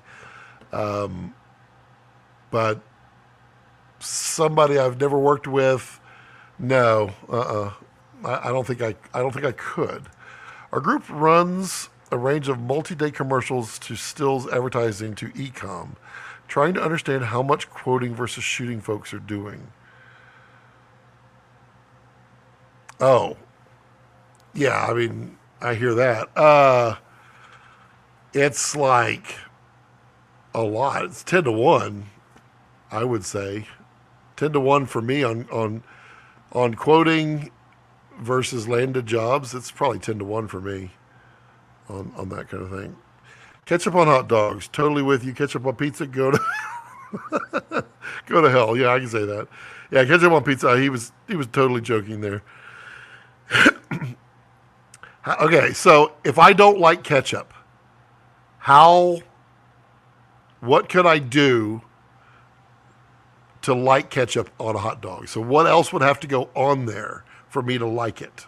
So try to make me a hot dog that with ketchup on it that also is something I'm going to like. Now, ketchup, mayonnaise, and mustard mixed together, I like that. It's delicious. It's actually part of my Scott sauce recipe on raw cuts.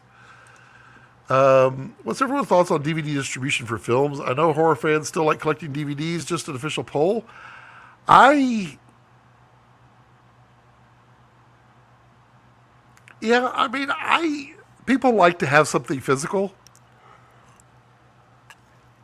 I do. I mean, all of my DVDs, Blu-rays, they all get ripped to my storage because I stream it to myself. I don't use Plex. I just use VLC. But I have all my DVDs, and we keep those. We just do. I just don't know if there's much of a market for them, because yeah, I don't know who would do that. Not all of us are savants like Phil. This is true. This is true. I want my Blu-rays, my Blu-ray DVDs, yeah, like none other. If you are interested, there's a long discussion on 3D Pop on Fred Miranda Forum. First post is from 13 years ago. I would love to go read that. By the way, I've been asking for numbers. You're pointing that at me, aren't you? Because you have, and I've failed. I'm such a I'm such a bad person at remembering things on Friday afternoons. You should just, well, I would say you should just hound me, but you should not have to hound me. It's bad me. Nothing beats that for animation. What? Ketchup on cold pizza is actually goose? I hope you're saying gross. Good? No, good? No. No. Bill, no. Hey, Derry, Scott, what will it take to get you started with some food videos on your... Oh, you know, I,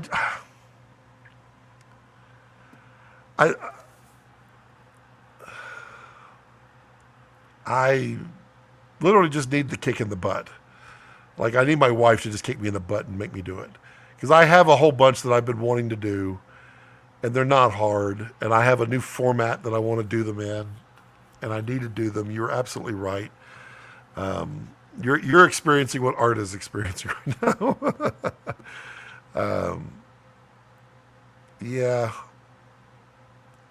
Honestly, be a pain in my rear. Be a pain, a thorn in my side. I will. If my wife is listening, hopefully she will kick me in the butt and do it. Because you're right.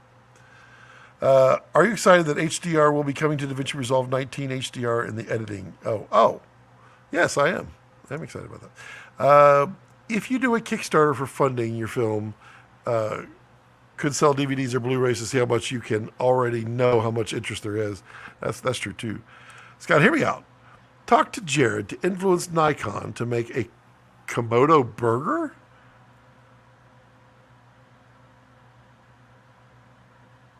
I don't know what that would be. Black buns, red hot spicy burger meat, lots of ketchup. I thought you wanted me to enjoy this burger. Black buns is easy. That's squid ink. As you just put that. I mean, I have some of it. It's kind of funny. I wanted to freak out the family, and I still haven't done it. Red spicy burger meat. Red spicy burger meat. I don't know about that. I don't. Why? I don't like. To me, there's a flavor in like ground beef. You flavor it, yes. You know, salt, pepper, MSG, garlic powder, some onion powder in there. Those are wonderful flavors to put into and onto a burger patty. Go Rex, go Rex, go Rex. And to me, leave that alone. Add flavors to the burger. Bacon, fried egg, dill pickles. Yes, dill pickles. Scott sauce. Scott sauce is really good on burgers. Hot sauce is good. I like the Chipotle. What's it? What's the little bottles? Not Tabasco, but the with the little red cap. I can't think of what that is. They make one called Chipotle. You know what's also really good? Scotty Smoky Salt. Yes. Somebody telling me, Scotty Smoky Salt would actually go really good on burgers. They do. And yeah. You've been following the Paris Olympics ever so slightly. I was always a Winter Olympics kind of guy, and I probably haven't watched the Olympics in probably 12 years. I don't know, just kind of so I can't judge that. I have seen a lot of the video clips of it, like the pole vaulter. That still cracks me up. But I couldn't qualify. I couldn't make any statements on that. I just haven't been following it. Ketchup with oh God, no. Oh Lord, no. Oh, I know there's some of you out there because I've heard of this before. I'll tell you, one of the things that I have.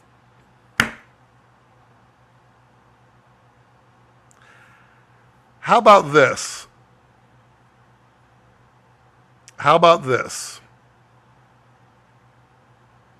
Sorry, I'm looking for. I wanted to get the name pronounced correctly. This one. Sorry, I'm messing up your name. You know what I should do is all of these things y'all are suggesting that I'm making faces on, I should try them on the channel and do a things people told me that I should try. So I need a way. Okay. Everyone that's done this, because the live chat is really hard to go back through. Everyone who wants to see this on Raw Cuts, and I will do this video. I promise you I will do this video. When the live stream is over, in the comment section, put down 1 or 2 things that you think I should try. They have to be obtainable. They can't be super expensive. And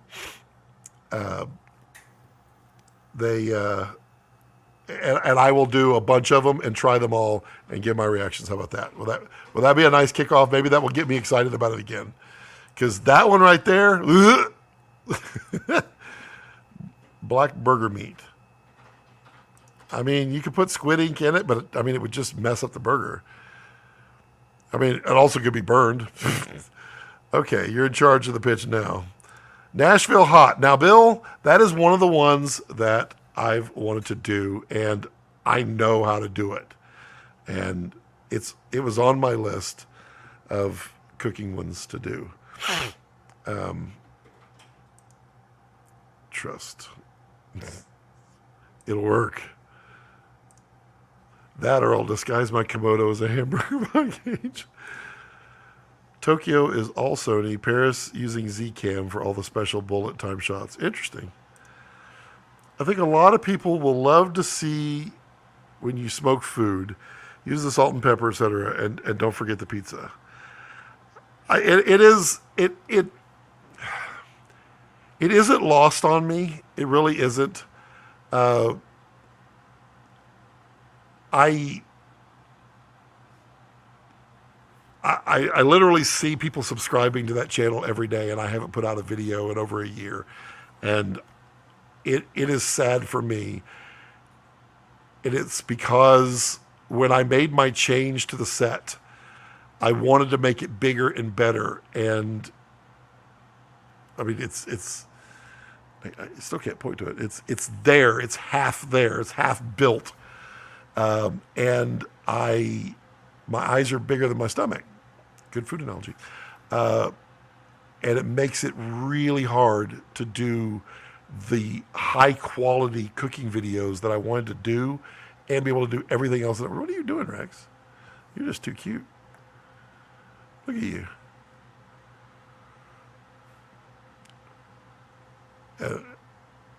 It's just too cute. I can't not have that on there.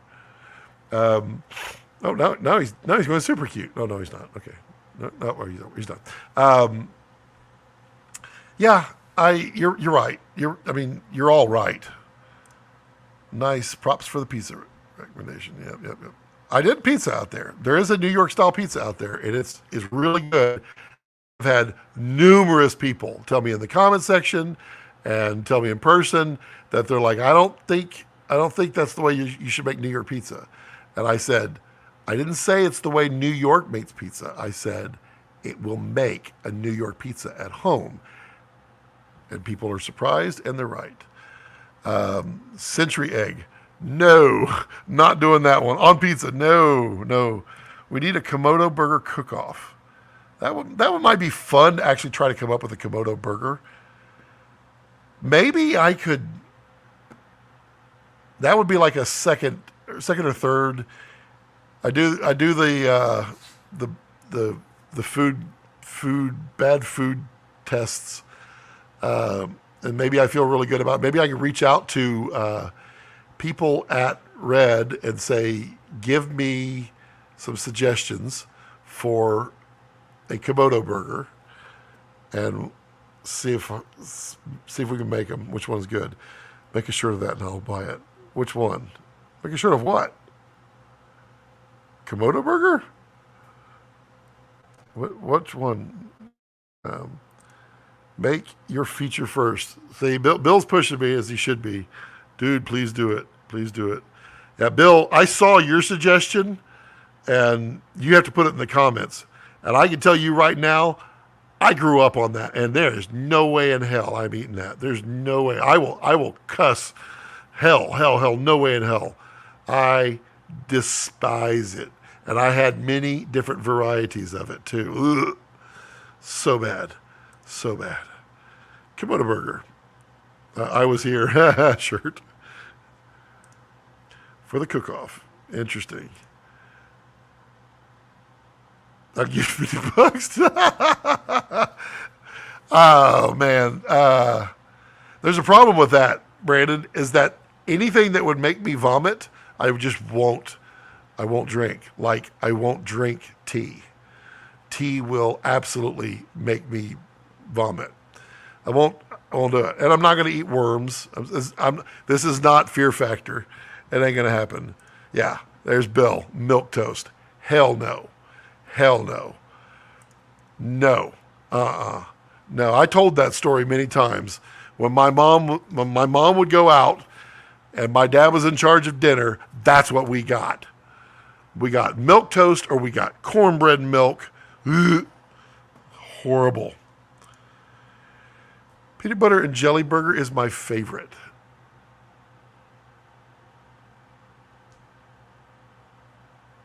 I might have to try that. You might have to put that in the comments. Like, come on, I really want y'all. If y'all want me to do it, it's all on you now. Like it hasn't been on me for 18 months. You do that, and we're gonna put it together, and I guarantee you, my family will want to be involved in this as a live studio audience just to watch the reactions on some of this stuff. I'm not doing worms. I'm not doing gross like gross out stuff. I'm talking about food oddities. I'll do hot dogs with peanut butter. Why?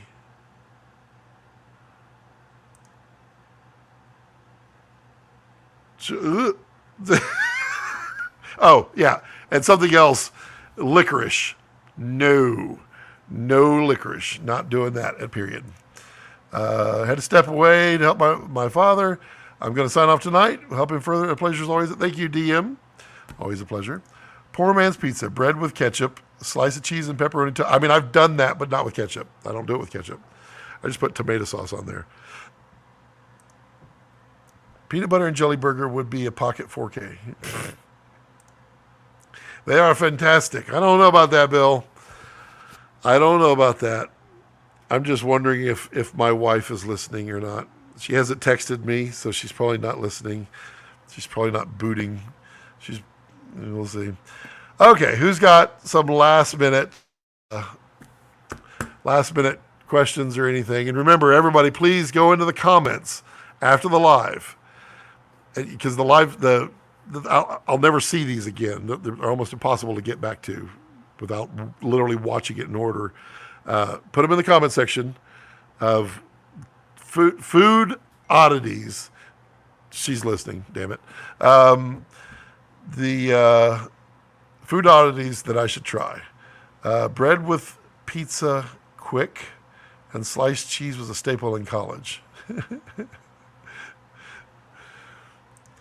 All right, any last minute anythings? Those gummy bears I gotta try. We did the what was the Hogwarts jelly beans, or the Harry Potter jelly beans? Oh my God, those were so bad. I still have a box of them, I think. Oh, they're so bad. Make a Monstro burger, stacked pizzas. Ooh.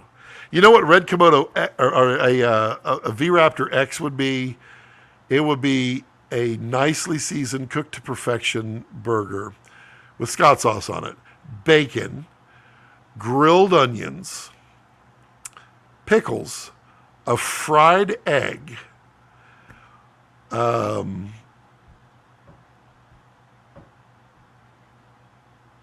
half of a donut on top. There we go. But for real, I will stand on the Komodo burger. Not literally. It'll be a flat burger. Toast sandwich. Toasted bread with salt and pepper between 2 normal slices of bread. That's just crazy. But did you sneeze? Bless you. I will take toast, butter it, and put garlic salt on it.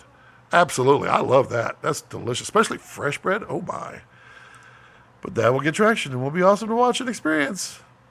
Yeah, we're going to make it happen. We're going to make it happen. It's going to happen. Wife is officially listening, so yeah. All right. I think we have gone 3 hours today. Wow. I was not expecting to do that. So yeah, everyone, please go into the comments and put those down in there in the comment section. It'll appear right after this is over because comments, apparently you can't comment on a live stream while it's happening. Put them in the comments, the things you want me to try. I will make it happen. I will try it in a fun format. Yeah, everyone, please consider becoming a channel member. It'll help me buy food. So some of y'all are going to be like, filet mignon with ketchup. And I am not doing it. I'm not doing that. Not ruining filet mignon that way. You can find simple dishes that many people will find interesting. We from other countries. I love to see what other people really. Yeah, that's cool. And if you have simple dishes from your countries to recommend back here, I wouldn't mind trying some of those because some of that stuff is actually pretty good. There's all kinds of stuff that's really good. Yep. Thank you, everyone. As always, consider becoming a channel member. Rex says thank you. Use the affiliate links down below if you can. Actually, consider joining because do it. They make it look. Rex is like, I'm coming in for my close up. Hey, buddy, look at you going in there for your close up, just for you, just for him. There we go. Oh, that's his junk. Hey, buddy, you ready? Okay. So, thank you all. Remember, as I always like to leave it, don't let your passions sit around your life. Let your life sit around your passions. You ready, buddy? Okay, we're going. Good night, everybody. Good night.